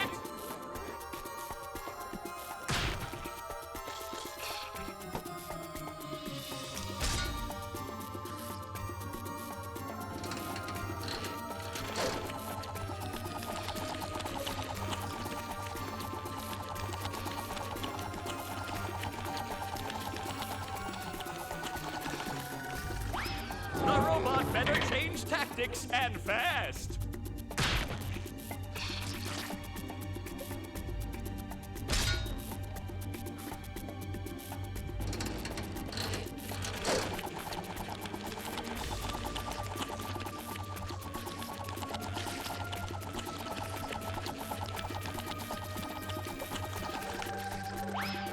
Alright, for phase 2, there's a little bit more that you need to know. What is Sandy going So to for do this to get phase- SpongeBob unfrozen? You want to try to get above this Texas swinger by swinging back and forth. You can just kind of hover up and above. Around you go. This is one way of doing it. Another way of doing it is you can wait over here on this platform and wait for him to stop spinning and then go after him. Look at that! The robot's made himself dizzy. That's the ticket. Now you can just stand here, wait for him to hit you. That hot Make sure that glue could you stand here to get hit melt after that he pulls the lever, by the way, because if you stand there, if you don't stand there while he vomits, he goes around the entire map just trying to vomit on you. So if you get hit there, it ends the cycle early. Now for this part, it's imperative that you do this above the map, or just pull a couple of levers before you, like, when he stops. Because when you pull the Texas swingers, it spawns boxes. It spawns boxes for you to hit him. So make sure you're doing that. And stand here so when he starts vomiting, he hits you. One more Important. douse with that stuff, and SpongeBob will be back in the ring. Oh, that's But yeah, I'll not a show you again sting. with this method over here. It works too. Just wait for him to finish spinning. Grab it a couple of times. You know, if you stand out on the edge over here, it's pretty likely he can't get you, and you can react to it much better as well.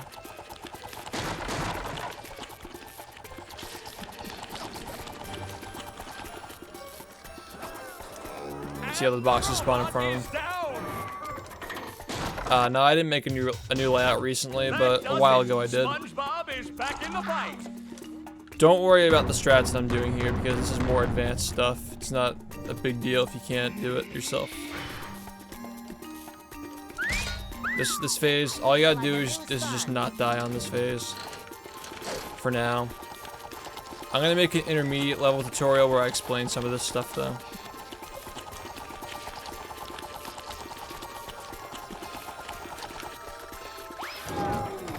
Yeah, there is, and it's very optimized too.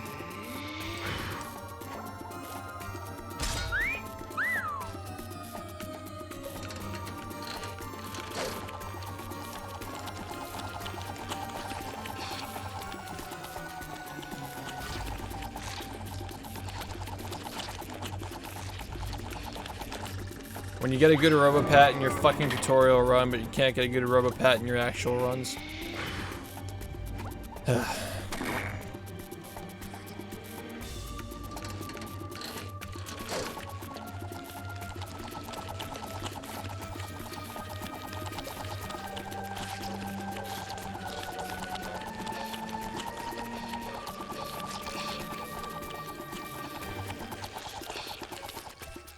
Alright, I got fucked, never mind. Robot is down. Yeah, it's going on YouTube. The robot better check. Oh, I'm quick. Now, you're gonna pause the game and go to Jellyfish Fields 2. Jellyfish Fields, Patrick's Dilemma, you're gonna warp there. And now, I'm gonna play a video that explains how to cruise boost. So you guys can watch that.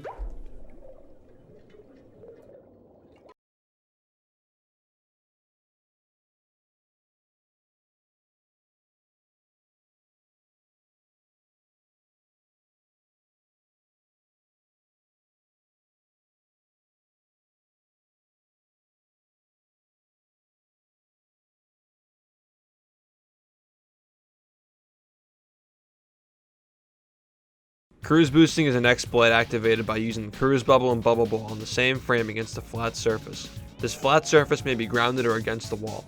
Cruise boosting is a crucial tactic for speedrunning Battle for Bikini Bottom as it increases speed and makes stationary moves mobile, allowing the stringing of actions together to gain more distance and climb tall surfaces. In this tutorial, I'll explain why cruise boosting works and how to perform the trick. This trick works on all versions of the game.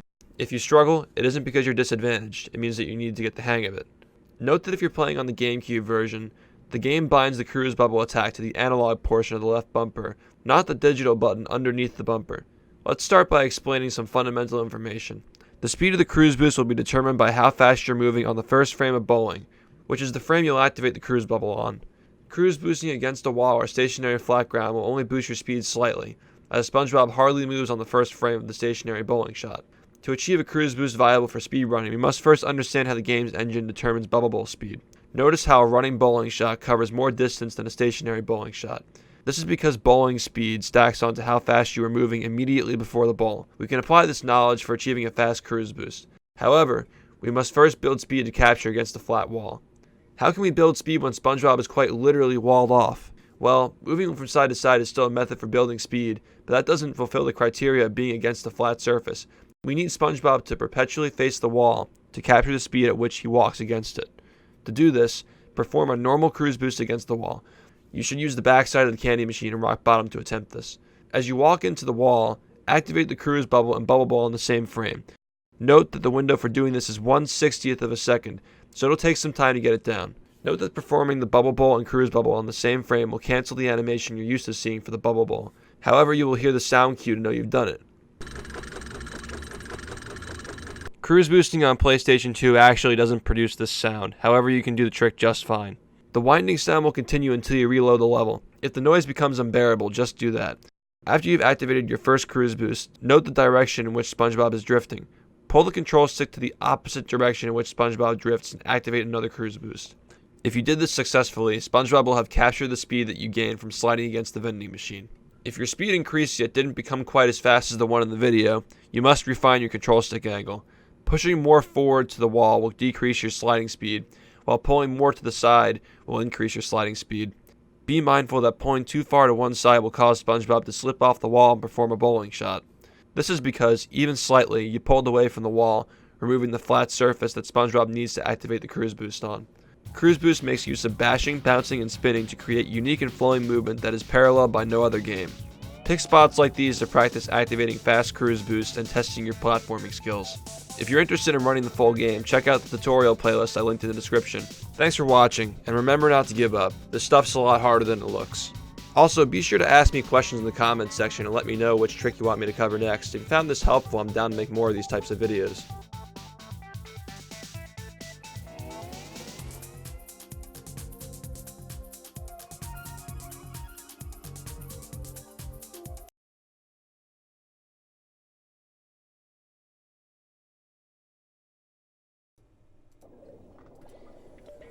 Another thing I should mention about cruise boosting, when you're doing your first run, don't worry too much about getting it first try every time. Like, when you're practicing before your first run, it's not really important to be an expert at it. If you can get it like once within like 10 or 20 tries, it's fine.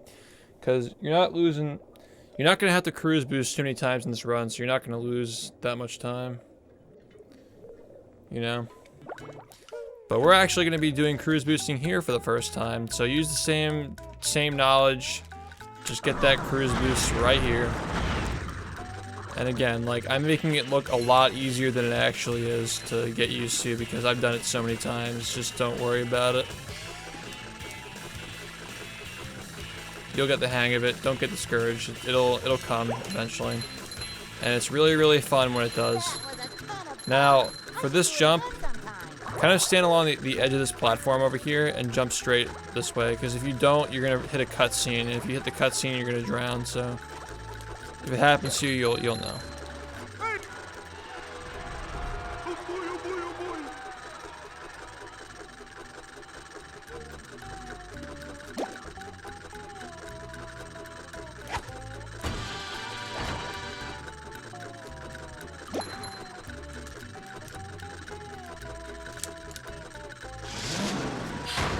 You're gonna do it again over here on the edge of this little thing here. And jump for this rock right here.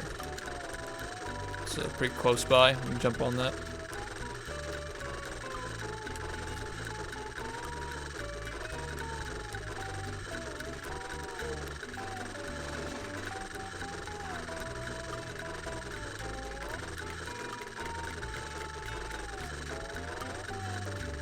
Now, next, when we get over here, we're gonna jump in and clip.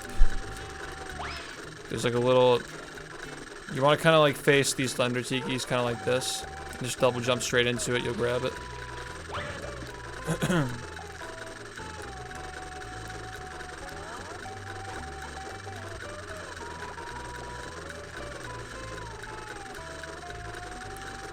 You can camp out on this platform and hit this button with the cruise bubble. And you can just get hit like, you can hit like me and just die. That works too. Yeah, just don't do that. Don't do that. The range on those guys is just gigantic, man. Yeah, we're gonna try that again. And it's not gonna work because I got blocked.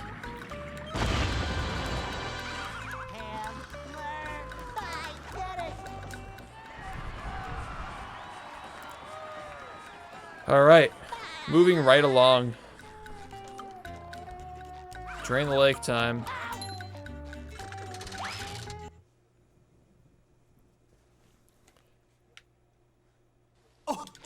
Jump down here, like right here. And get a cruise boost here.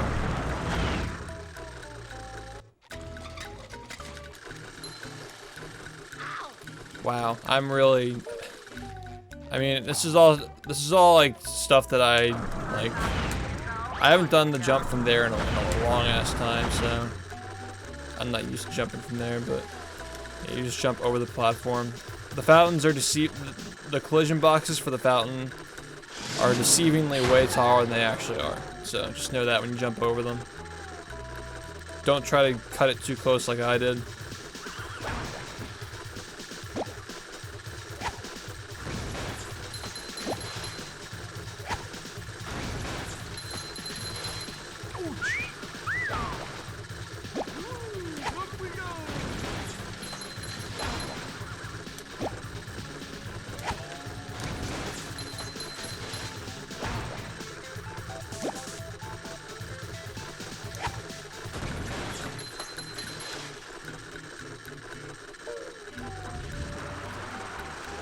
Yeah, I remember that.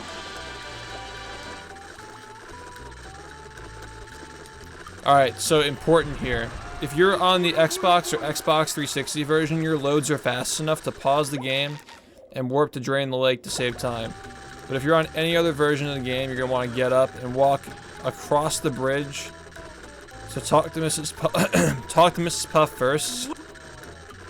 Because if you don't, if you go around this way, you can risk soft locking your game. So make sure that if you're not reloading to Mrs. Puff, you talk to her first before you do this. Now you can cruise boost off of this wall.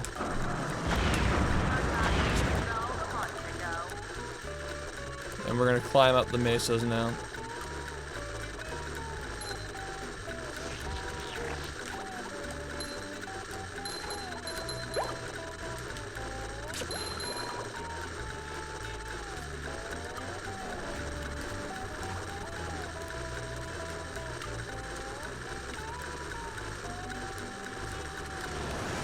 Alright, be careful with these guys because they'll hit you off just like they did to me. If that isn't going to teach you to be careful, I don't know what will. But yeah.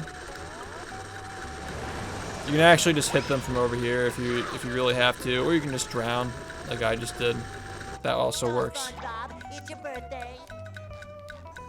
Man, it's not my day. I love how you can just casually just jump across that without cruise boosting too. You can just straight up do that casually if you wanted to.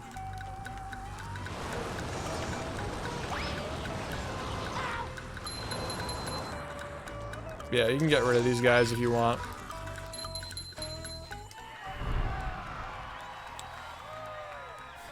And now, King Jelly time.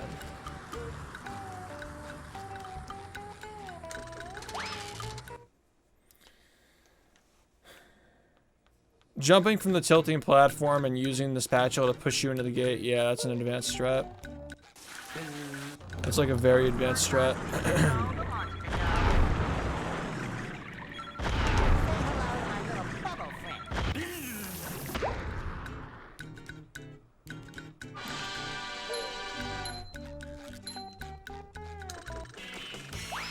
Alright, so there are two ways of getting this sock. You can get it this way by jumping off the right here, which I would recommend. Or you see these platforms up here. Here, I'll show you again. There's another way to get it too. I always show both ways. Bowling into the areas makes you accelerate a little bit faster, so you see how you get a little bit of a burst? You're just doing that into areas to save frames.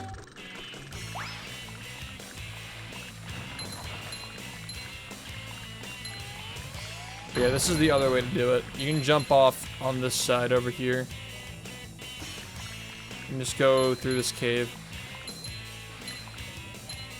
And the sock would be right here. And there you go.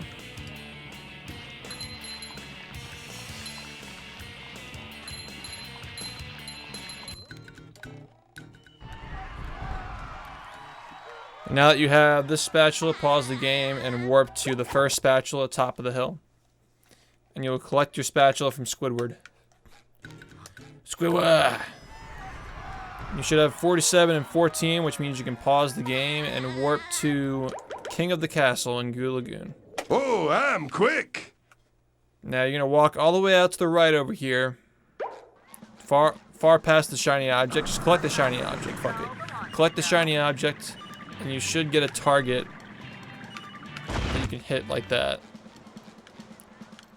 Now, there are a couple places to cruise boost here, but I recommend doing it here. There are actually more than a couple, but yeah.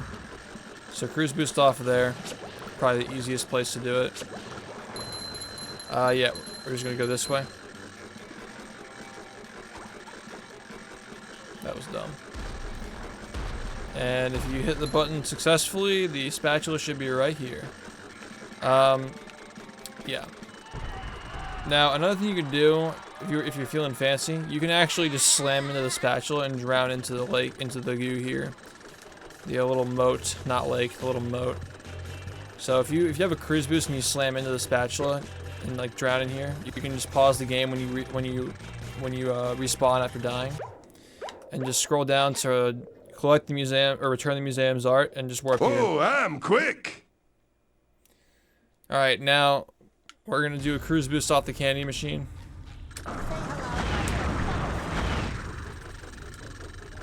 Also, use the A button to skip these text boxes. I'd recommend. Oh crap! I didn't mean to do that. Okay, starting over. Starting over. Get a cruise boost over here.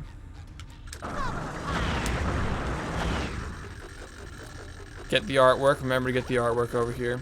Use the jump button to skip that text box so you can avoid getting rid of your cruise boost. Make sure you get the text box from Bubble Buddy over here and press B on that one. Now you can jump down here. Make sure you get these 2 socks. And again. Oh. Okay. Starting over again.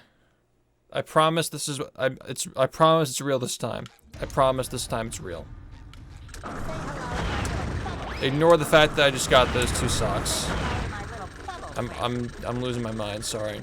Get the artwork, use the A button to skip the sign here. Talk to Bubble Buddy, and once you talk to him, climb up here and jump across and get this spatula here.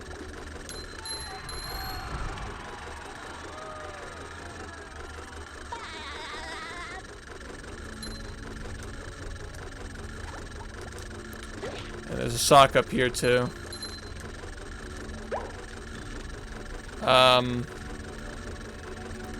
Now for this, there are a couple ways you can do this. If you bash over here and pull back, you unlock the box and do this. And then you can just switch to Sandy over here. But if you can't do that, you can pause the game after you collect that spatula up there and warp to Swing Along spatula after you collect the previous spatula that I just did. And you'll appear here as Sandy. And from here you can just kind of like go across, and the sock will be up here. You can get the sock. You can glide all the way over here. And again, like, you can either juke out the chuck to get over here, or you can do the strat that I just did earlier as Sandy, where you jump this way and unlock the box like that. And you can just jump in here. But either way, you need to get on top of that little cliff and become Sandy.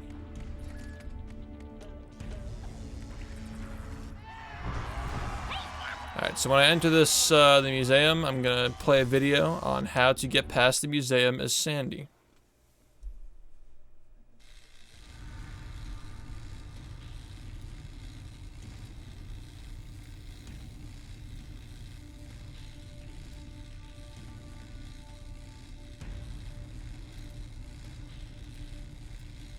The Rock Bottom Museum is a pretty slow and tedious cutscene fest in casual play. In the speed run, we can clip through both laser walls and skip to the end of the level. In this tutorial, I'm going to explain how to do it and give some tips on improving your consistency. Before we begin, I want to bring up the concept of maximizing your jumps as I covered earlier in the series. If you hold down the jump button, you'll get a higher jump than if you just tap it. This is especially important for the first part of the segment, so keep that in mind. Now let's get started. To start, you're going to want to enter the museum as Sandy. After you reject the text box, you can climb up these objects to reach the turret and jump to the second level of the first area. After that, you can make your way up to the 3rd level, where I highly recommend activating the checkpoint in case you fail this part during the run. Now stand on this railing and watch the center tire swing back and forth through the laser wall. When the center tire swings from your side and completely clips into the other side, double jump and glide toward the left side of it. If you time this well, you should be able to grab the tire and clip to the second area of the museum. This is because characters cannot experience knockback during grabbing animation. As long as you're grabbing for the time it takes for the tire to swing through the wall, you'll clip through. Make sure you pay attention to where your character is and do 2 controlled double jumps and a glide toward the tire to your left once you pop through. Control is important here because if you panic and fall, you'll get checkpointed on the bottom floor and be forced to reload to the swing-along spatula level and enter the museum all over again. Now in this next part, there's an invisible checkpoint on the far left side of the 3rd level. I highly recommend walking over there to activate it in case you fall. While walking across the 3rd level, you should avoid touching the thunder tikis for as long as you can, as they can explode on you and also reduce the number of shiny objects you get from the shush tikis disappearing from you walking by. But make sure you do touch the thunder tiki before jumping to this next tire, because you'll lose a lot of shiny objects if you don't. In any speed run of this game, it's very important. Now that you're waiting on this tire, you should watch the next tire swinging through the next laser wall over there. When the tire reaches this point in its movement away from the lasers, time 2 double jumps with a delayed glide, as I do here, and start gliding to this area by the laser wall. Now glide in place here and turn to face the tire as it swings back into you. Don't push into the tire or you might land on top of it. Just glide in place and let the tire fall into your grasp. If you do happen to go too high and the tire goes under you, you can just jump off of it and glide in place again as a backup. If you space this properly, the tire should swing into Sandy's grasp, causing her to grab the ledge and swing through the second laser wall. Again, you should stay controlled here because accidentally falling leaves you no way of getting back up to the 3rd level for the artwork, and the sock if you get that in your route. That is, unless you activated the checkpoints I told you to do earlier. But even so, if you fall onto the platform with a golden spatula, you'll get checkpointed there anyway, so definitely try to avoid that if you do fall. Now, once you clip through this wall, you have a couple of options here. If you get this sock in your speedrun route, glide to the left and get it before gliding to the right for the artwork on the ledge. If you don't get the sock in your route, just glide straight to the artwork, which you do need to get for all the routes of this game that I know of. When you go for the artwork, try to stay as far left as possible, because if you walk too far to the right, you'll activate the swinger cutscene and lose a bunch of time. I recommend just standing far to the left and karate chopping into it. Once you get the artwork, just jump down to the 2nd level and collect the golden spatula. All you gotta do after that is just jump to the bottom floor and get the artwork down there. One final thing I should mention is you can collect this artwork earlier if you fall into this area by accident as kind of a recovery strap before going for the other artwork in the spatula. However, if you do this, remember to watch out for those checkpoints, because if you activate them, you can't get back up. But yeah, if you make the mistake of falling into this half of the museum, you can just get that artwork early to save yourself some time. Then you would just death warp back up to the checkpoint, continue on, and once you get the spatula, since you've already gotten the artwork from when you failed that one time, you can just go to where you're going next. This episode had a lot of things for you to process, so thank you for sticking through the whole thing. This one is really going to help you when you start. Alright, so we're going to be doing it a little bit differently. We're going to do pretty much everything except we're not going to get the socks, so that's just going to be slightly different. We're not getting socks in here, in this route. So we're gonna wait for it to go through, like the video said.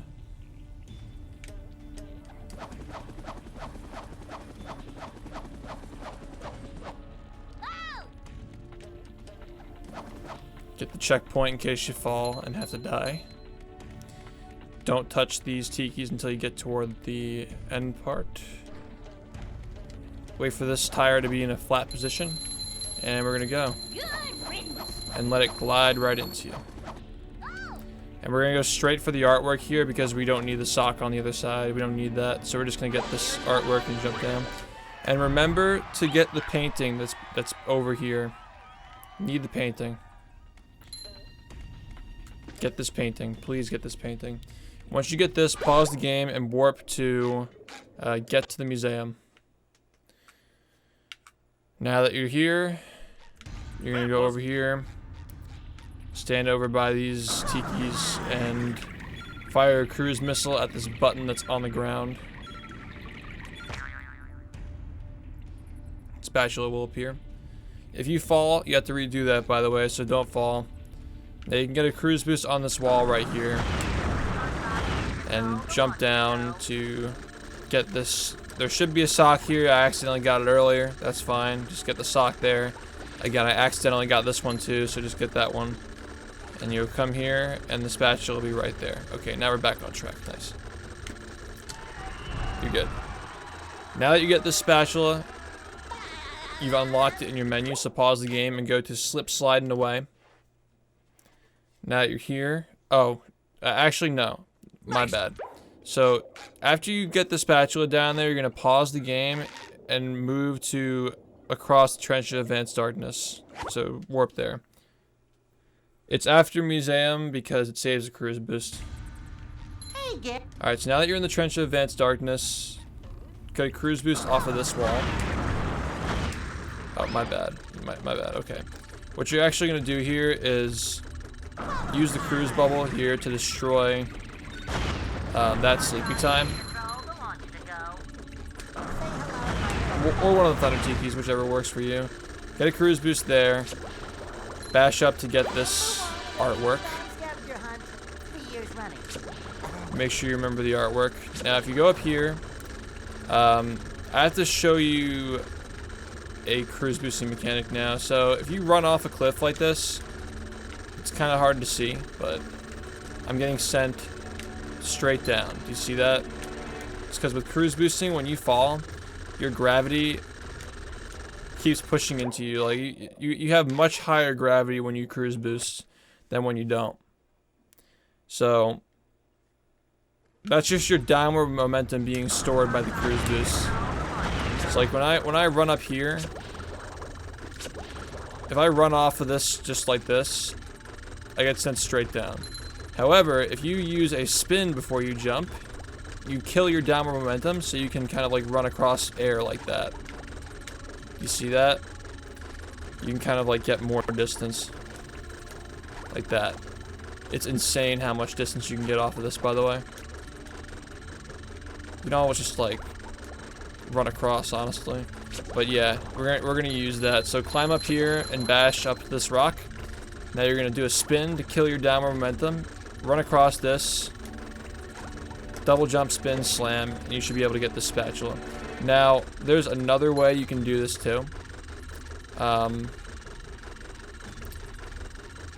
You can also do it this way.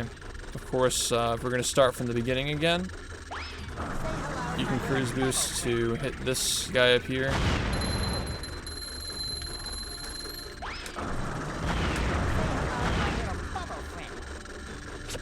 Get the artwork. You can get the sock over here.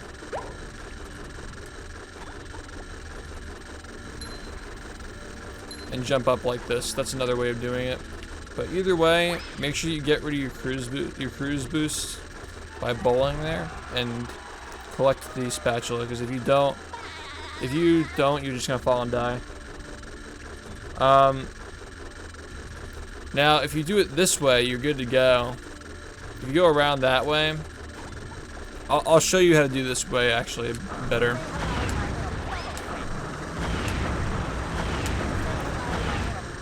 If you line it up like this, like stand here and pull back and jump up and spin, you can grab it like that. If you did it that way, then you already had the sock and you're good to go. So you can just run across, jump across, and get your next cruise boost on that box over, on this box over here.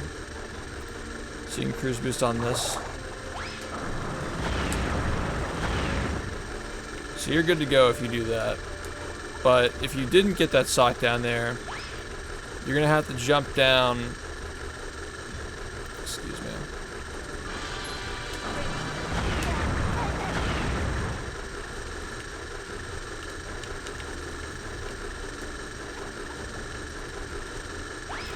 You're gonna have to jump down and get it.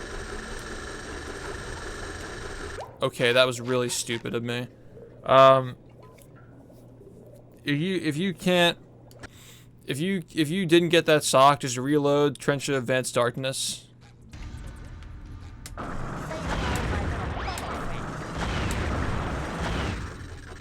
And you can jump across like this to get it.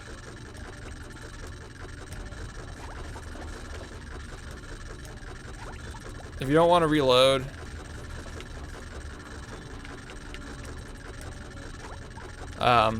there's an invisible ledge right over here you can land on and get the sock. You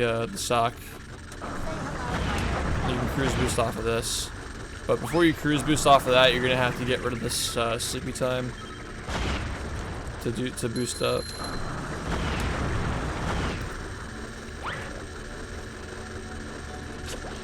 My cruise boost here is going to be a little bit slow. But yeah, those are all the ways you can get that sock and get up here as well.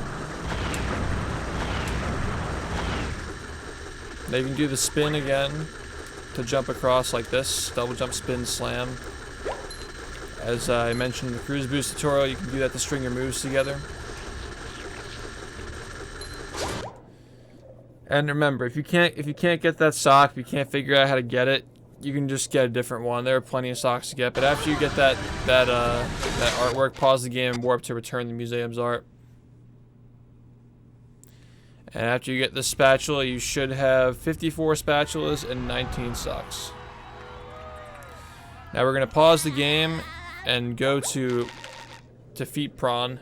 Oh, Split. I'm quick. All right, so Prawn skip is probably one of the trickier spatulas in the run. If you have trouble with it, just fight Prawn normally and learn Prawn skip later. It's not a big deal. But yeah, you want to get a cruise boost off of this wall. Try to get on top of this little arc here and get into this little black area, this corner. And if you mash the L button, you'll pop through. And you want to anticipate popping through so you can turn around, because if you don't turn around, you'll just fall. If you do fall, that's not a big deal. You can just kind of like mash the Y button to hike yourself up over here. But yeah, you don't want to end up doing that. So once you pop out here, you're gonna turn around and climb up by using the Y button.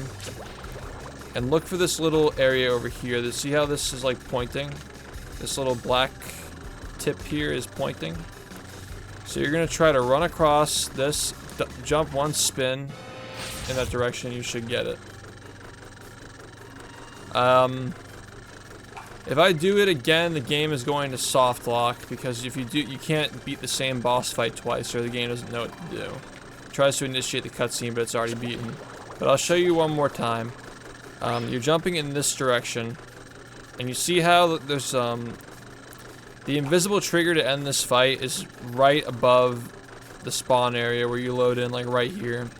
So what you're aiming for is to jump, do a full jump once and spin, and you should get it off of this area right here. And of course, like, people have their own ways of doing it.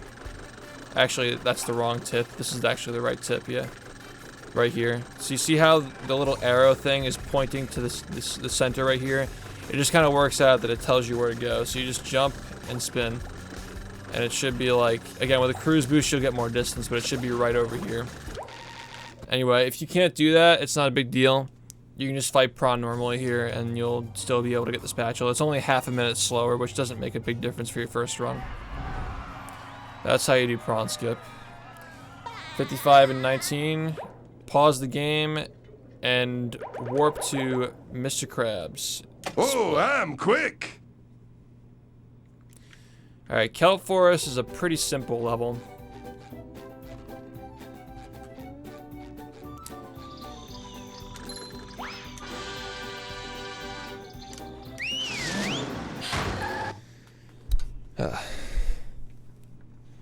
But yeah, we're gonna skip the whole thing.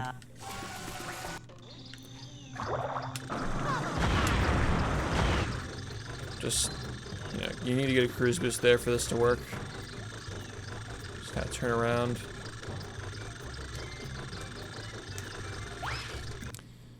Alright. Now that you're here, you can grab this spatula.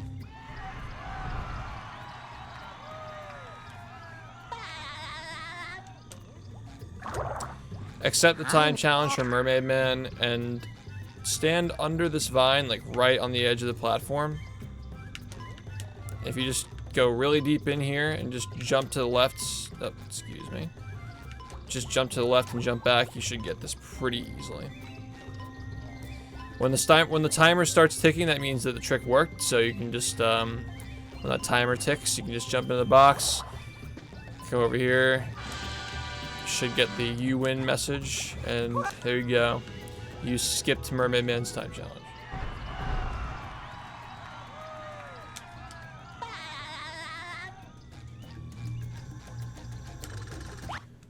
Alright.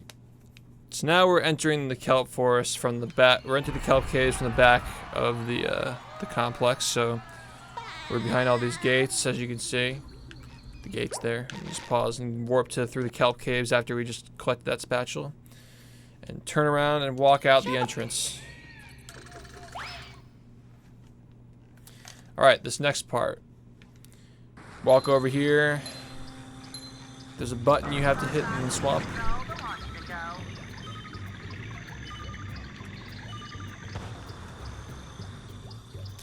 Again, this part is pretty self-explanatory. But Kelp Forest has the highest spatula concentration in the game for any percent. The world record gets 6 spatulas in 2 minutes and 20 seconds. It's pretty wild. Actually, it actually is around that fast now, yeah. So you pause the game after you get that. Warp to Tiki Roundup after you collect that spatula. And you'll spawn in as Thick Boy Patrick. Turn around, and you're gonna walk out the entrance of the kelp swamps.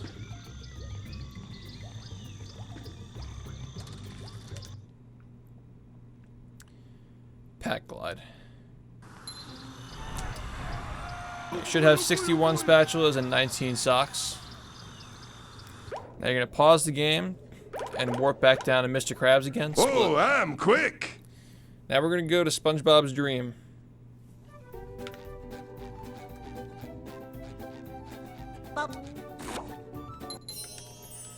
Alright. This part of the run is pretty short and sweet. Don't worry about skipping that block jump. If you I'll just show you a pretty easy way of doing that as well, if you can't get that. If you touch the far corner of the spike, you can get sent over without being launched off, so just figure out a way to get across here. Now you're gonna pay for this clam. Should put you right in front of the door for Sandy's Dream. And you're just gonna enter it as soon as that cutscene ends. Okay, I'm gonna show you a video on how to do Sandy's Dream, actually.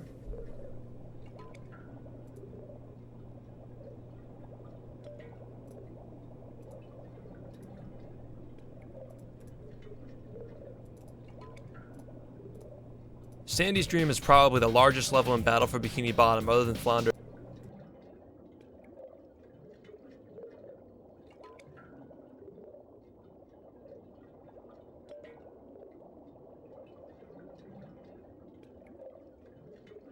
Prompt, lay in the same spot a second time. The hand should drag you into the loading zone, causing the hand disable.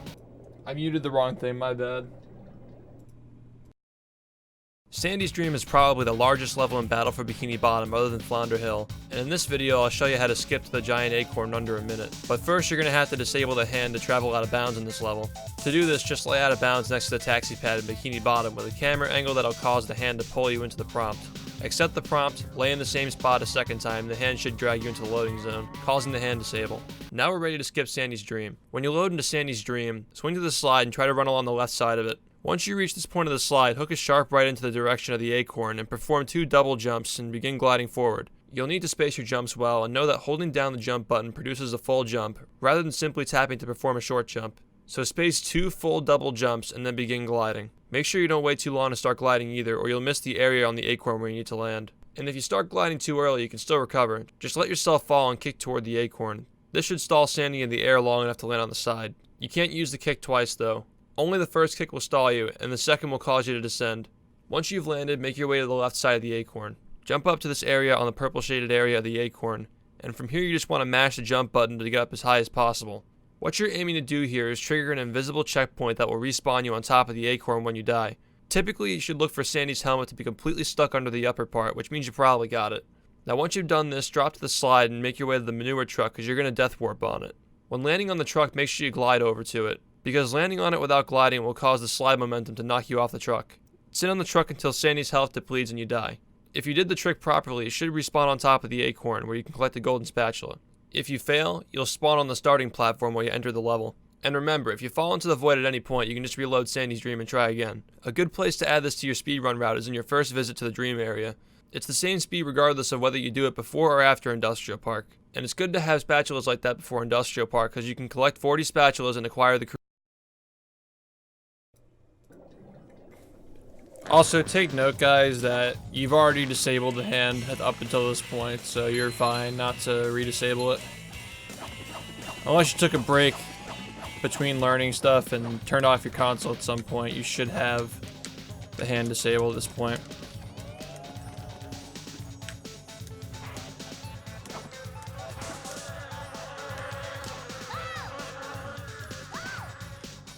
I just failed my own trick fucking around. Oh my god. Alright, I'm not gonna fuck around this time.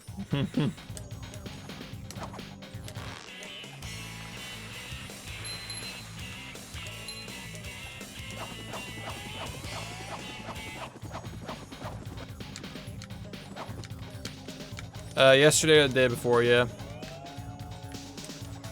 So close, man.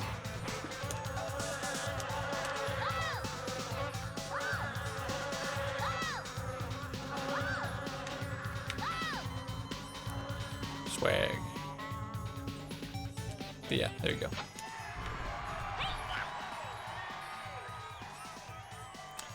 Alright, so don't do what I did the first time. Pause the game and warp to Super Bounce. And the trampoline should be spawned. Easy peasy.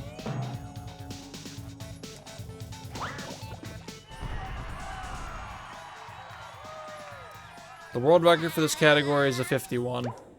So pause the game. I was responding to somebody in chat, by the way. That isn't part of the tutorial. That isn't part of the tutorial. You don't have to worry about what the world record is. It's not important. Pause the game. Warp to across the dreamscape. Now get rid of this jellyfish so it doesn't hit you. Cruise boost off of this box. I said cruise boost off of this box. Now kind of like get yourself kind of stuck like right here on the edge. Hold down the A button to do a full jump. Mash the Y button so you get a little bash out, as you see. And then slam to get up here. Now you can bash into the spatula and slam to get it. Now you're going to pause the game and go for it again. But this time we're going to do something a little bit different. Oh wait, I forgot. Get rid of this jellyfish first, because it'll attack you.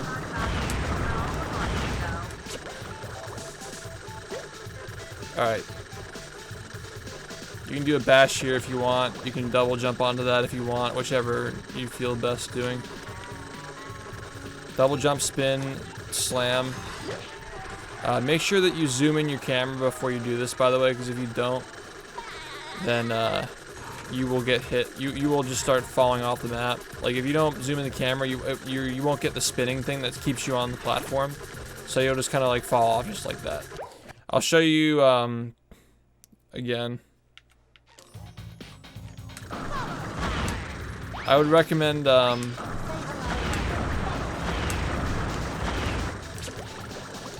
zooming in like right here maybe during the platform climb.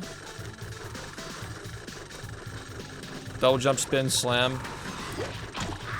And obviously if you're in the spatula animation, you'll be invincible, so you don't have to worry about that oil hitting you, but like you're invincible after you touch a spatula, so it doesn't matter if the oil's on your trail.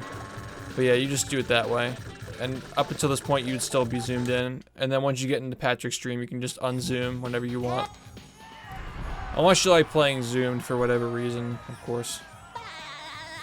Alright, now you pause the game, go down to Mr. Krabs again. Oh, I'm And quick. you should have 66 spatulas and 19 socks. Now you're gonna walk around the back over here. Hit the dumpster to get the sock.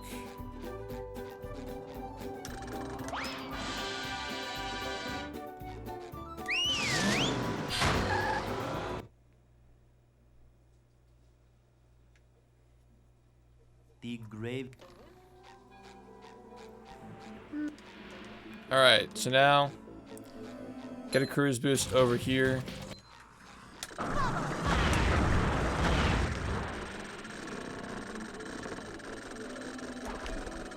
If you want to hit the chuck with a missile, like, you can actually just do that first if you want. If the chuck's a problem, you can just hit him. You can just hit him over here first before he notices. And then cruise boost. Alright, so now what you're going to do is hit this red button, jump on top of this wooden tiki, and bash up onto this gravestone. If you miss this, no problem. Just go over here, hit this button as a backup.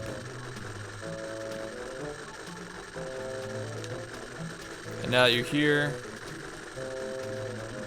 you can just kind of like pull off here. Actually, do it over here. Wait, okay. Forget what I just said. Do not get rid of your bowling shot. Because what you can do is...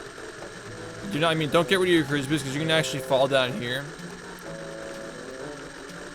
And, alright, I'm distracted by the chuck. Alright, rolling back. So you just got up here, right? What you're gonna do is just jump down here and turn to kind of be facing this rock here in this corner. Now do a spin and mash the cruise bubble button like this, so you can get a cruise bubble to come out. Hurricane, thanks for the 13 months, man. Welcome back. But yeah, it's important that you do that. Watch out for the chuck, by the way, and make sure that this camera is turned so you don't fall into the goo. Just kind of turn it that way, I guess. Now, I'm gonna teach you guys how to L clip. It's the same thing as prawn skip, actually. I forgot that we did that in this run. So, you know how prawn skip, where you mash the L button to clip through the wall? You're gonna do that here too. Face the trampoline, mash L, and push forward, and you should get through. Now you're gonna make a left turn and go this way.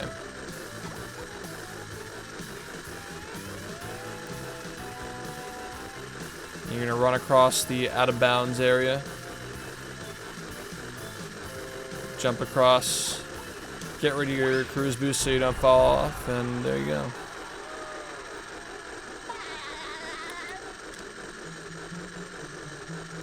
Almost done, guys. 75 to win. Alright, so now we're gonna run across this area here. Much like Cow Bungee, there's a spatula in this pit, so you can just jump into it. The little golden thing that's like floating above. Some people have trouble with this, but it's not really too difficult. You gotta do the moving wall jumps over here.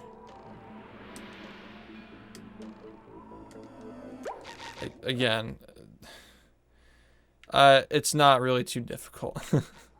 I haven't done this in years though, so that's why I'm like not.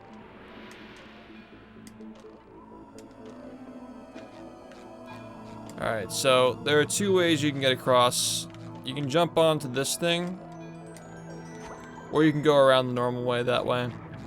Now for wall jumps, you want to just get on top of the, you want to touch the moving parts, and I'm really tired, guys. Sorry, my words are starting to slur. It's really late. It's like 4:20 in the morning. Hey. But yeah, you want to jump onto the moving boards. And you don't want to give any analog input. All I'm doing is pressing A here. What happened there is that my angle was obviously bad. And I'm also being dumb. But yeah. For this, you do want to give analog input because you have to go across.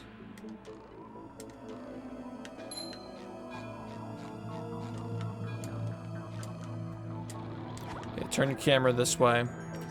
When the thing comes, just go up against it and only press A. I'm only pressing A. When you push forward on this thing, you get this kind of an effect where you just go too fast. and that'll happen. So don't do that. Only press A. I'm not moving my analog stick at all. Just kind of put you in place. Also, fun fact. That tiki's glitched. This tiki's glitched. It doesn't actually animate. It's just kind of here. And when you're standing inside of it, the robots don't notice you. When you're in this little area over here. Yeah, just a fun fact. It doesn't. Its eyes don't even move, whereas these do. Or at least they should. But yeah. It's a glitched tiki.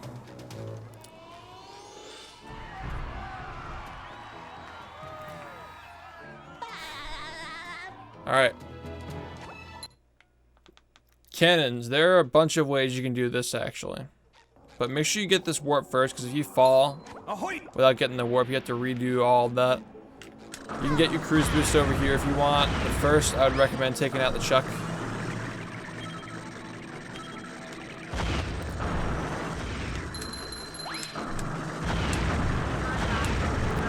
If you can't get your cruise boost there, you can get it like on the walls over here. You can get it like over here if you want.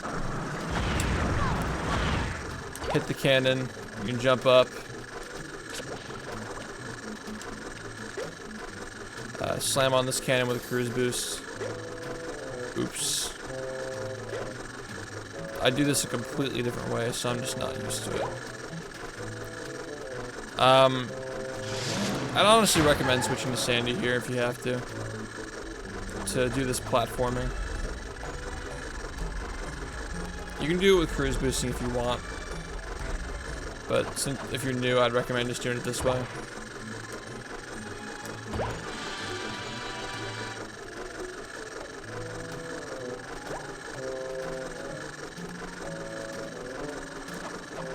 But you can glide back across. Get this spatula. Actually, you don't need to switch back. I just realized because we're not doing Dutchman skip in this tutorial. Once you hit this button, you can just jump across. Get the spatula over here. And get this one. And now we have 72. So you can pause the game, go to Patrick, and split. You have 72 spatulas and 20 socks. Nice. Now trade in 20 socks for 2 spatulas.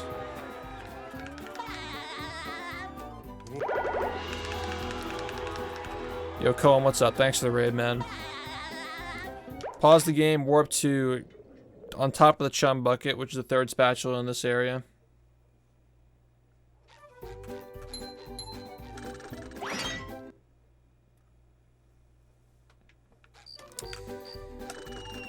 And now, wall jump.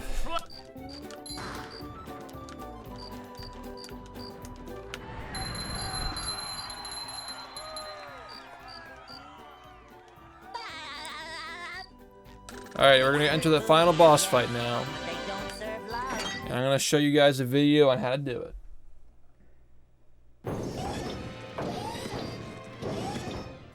Look at that guy with that big square head and those short shorts. That's the most hideous thing I've ever seen. Wait, that hideous thing looks like me.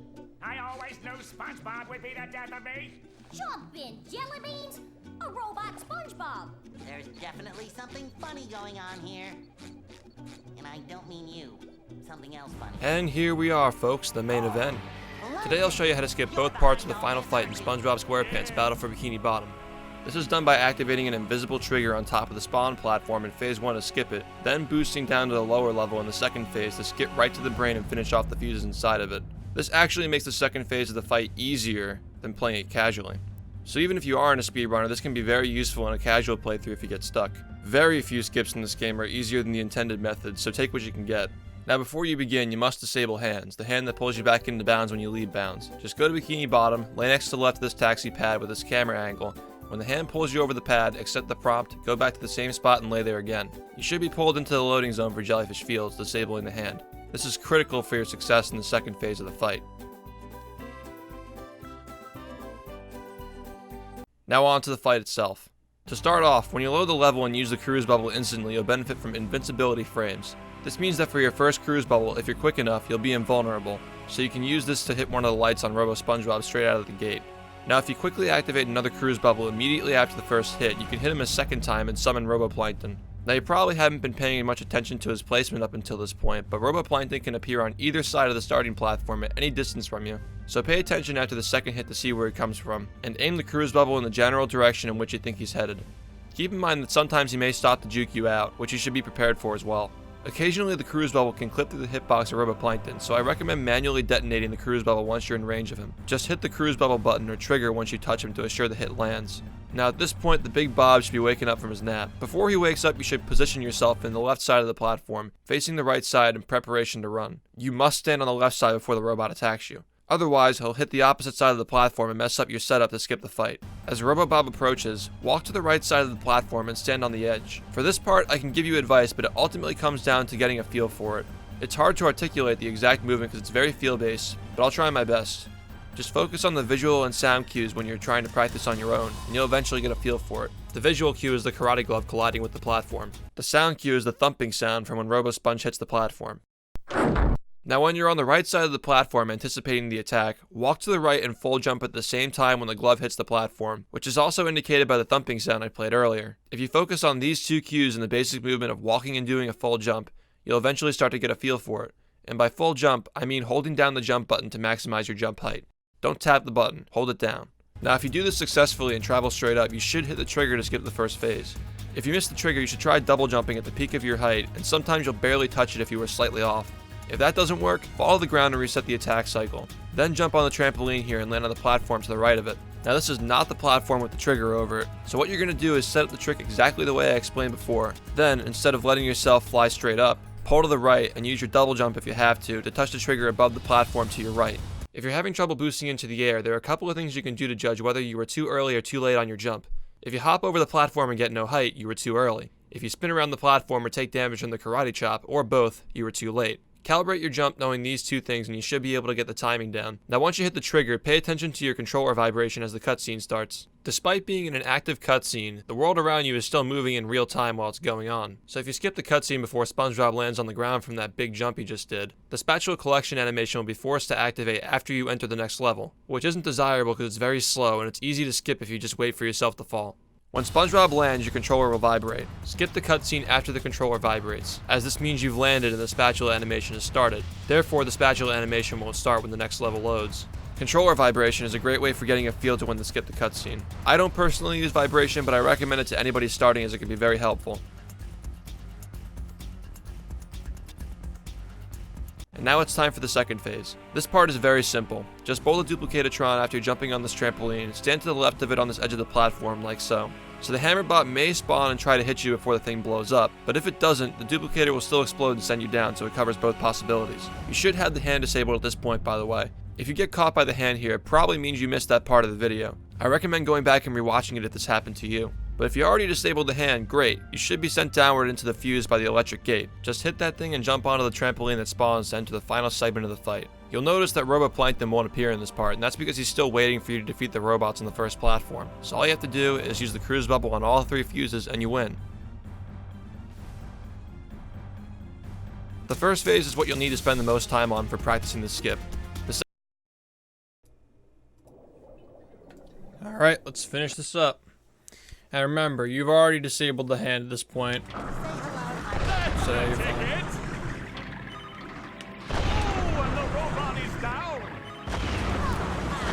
I can't believe that hit. The robot You know better change what's funny? tactics and fast. I've had plenty of runs where something like that wouldn't have hit, and I've lost runs to shit like that before. SpongeBob be able to neutralize So dumb. the giant robot's brain? Now issue the coup de grace. Oh, I can't watch. Okay, maybe just a little.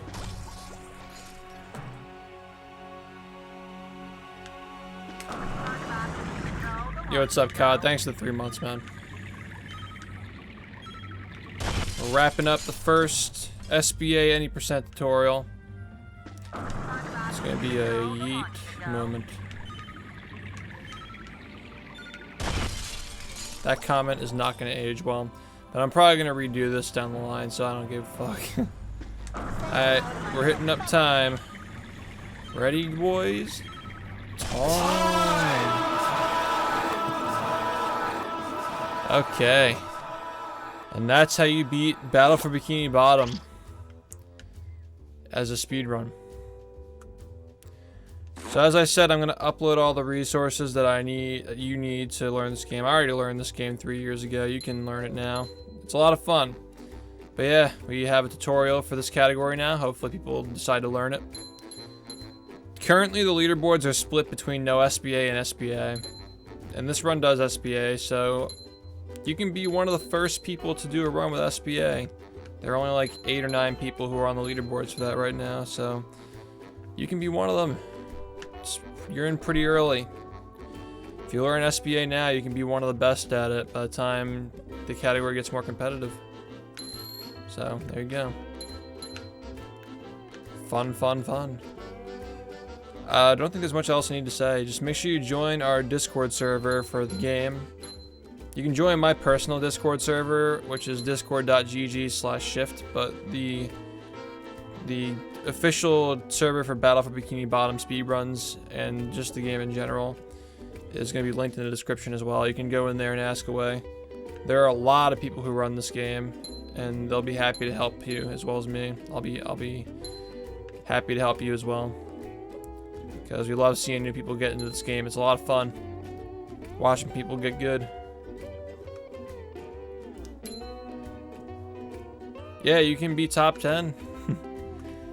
No SBA has like 370 players, something like that. SBA has like 8. So I want to get more people into this run. Hopefully more people will try it.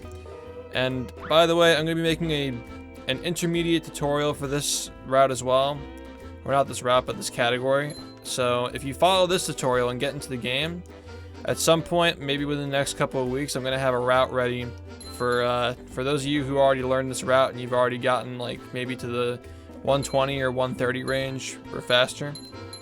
I'm gonna make a new tutorial with more advanced stuff that you guys can learn, and then maybe a couple of weeks after that I'll upload the advanced tutorial. I'm gonna just keep going from there, keep upgrading. I'm gonna be pretty hands-on with helping you guys route this time, because I figure a big reason why people don't go through with getting really good at this game is because they get confused on how to reroute their stuff when they get too good for the beginner route. And while you can always ask people in the Discord server for assistance on that, I get some people are shy and some people don't have Discord either, so I understand. Like, I'm gonna make more videos on how to improve your route without having to go through like asking people how to do it, you know? I'm gonna be good about this time, guys. We're gonna do it right this time. So if you're in for the ride, learning this game, now is the time to do it. You got an entire summer to get good at it. We got tournaments going on. We got big things like GSA, PACE, all supporting this game, and you can be a part of it. Doesn't take that long.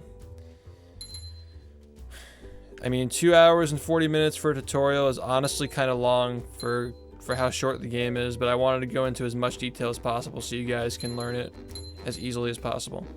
So let me know what you think. Hopefully we'll see some more runs on the leaderboards.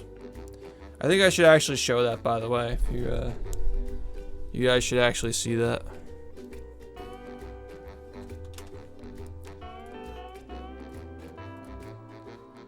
I'm going to show the leaderboards on stream.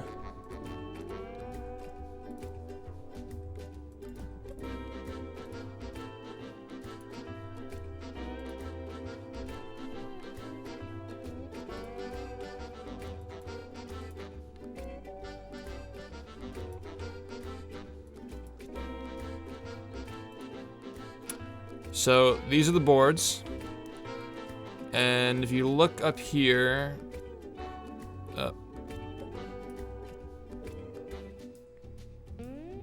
yeah.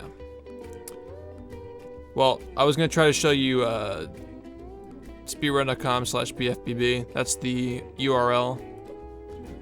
speedrun.com/bfbb. But yeah, these are the leaderboards. And as you can see, this is no SBA, which is the main category for the game. Pretty popular, as you can see. And Any percent, which is what I just taught you guys, is not as popular. So there are actually 11 runners. I didn't realize that. But you can be one of the first people to get into this category now. And if you like it, there are other categories too that also use SBA that you can use. NG Plus uses SBA. I beat this today. I gotta submit my run. 100% uses it. NG Plus 100 uses it, which is a really fun category, by the way. But yeah, there are a lot of different categories in this game that'll keep you busy for a while. It's a lot of fun. But anyway, speedrun.com boards are really useful for this game too. If you go to speedrun.com/BFBB, you click on the Discord link, it'll send you to the Discord server. There's a website that we're working on right now. You can even go to the guide section, and there are a bunch of like different like individual helpful guides that people have made over the years. And of course, the statistics page where you can see the world record progression for all these categories.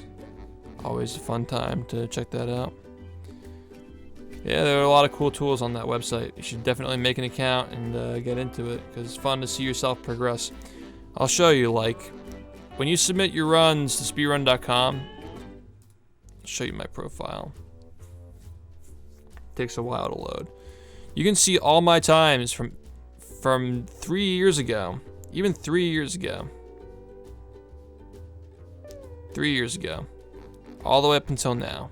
All my runs that I've ever done that were not on emulator, because I started the game on Nintendo, and Nintendo is not a legal platform for the boards. You're allowed to use Dolphin emulator, but Nintendo it's not allowed.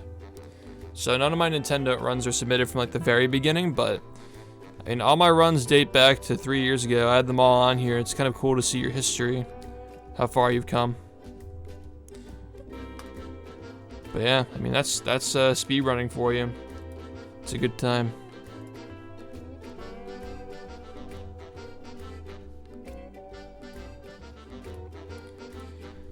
Anyway, that'll be it for the beginner level tutorial for this category. And I'm gonna make an intermediate tutorial pretty soon. Maybe next week I'll work on that. Sound good, guys? Cool. I'm actually gonna head off now, streaming wise, and on YouTube. Make sure you you check me out on twitch.tv/shift, because this is where all the action's happening. It's where I'm doing runs live. And this is where I'm making the tutorials too. You can come in and ask questions.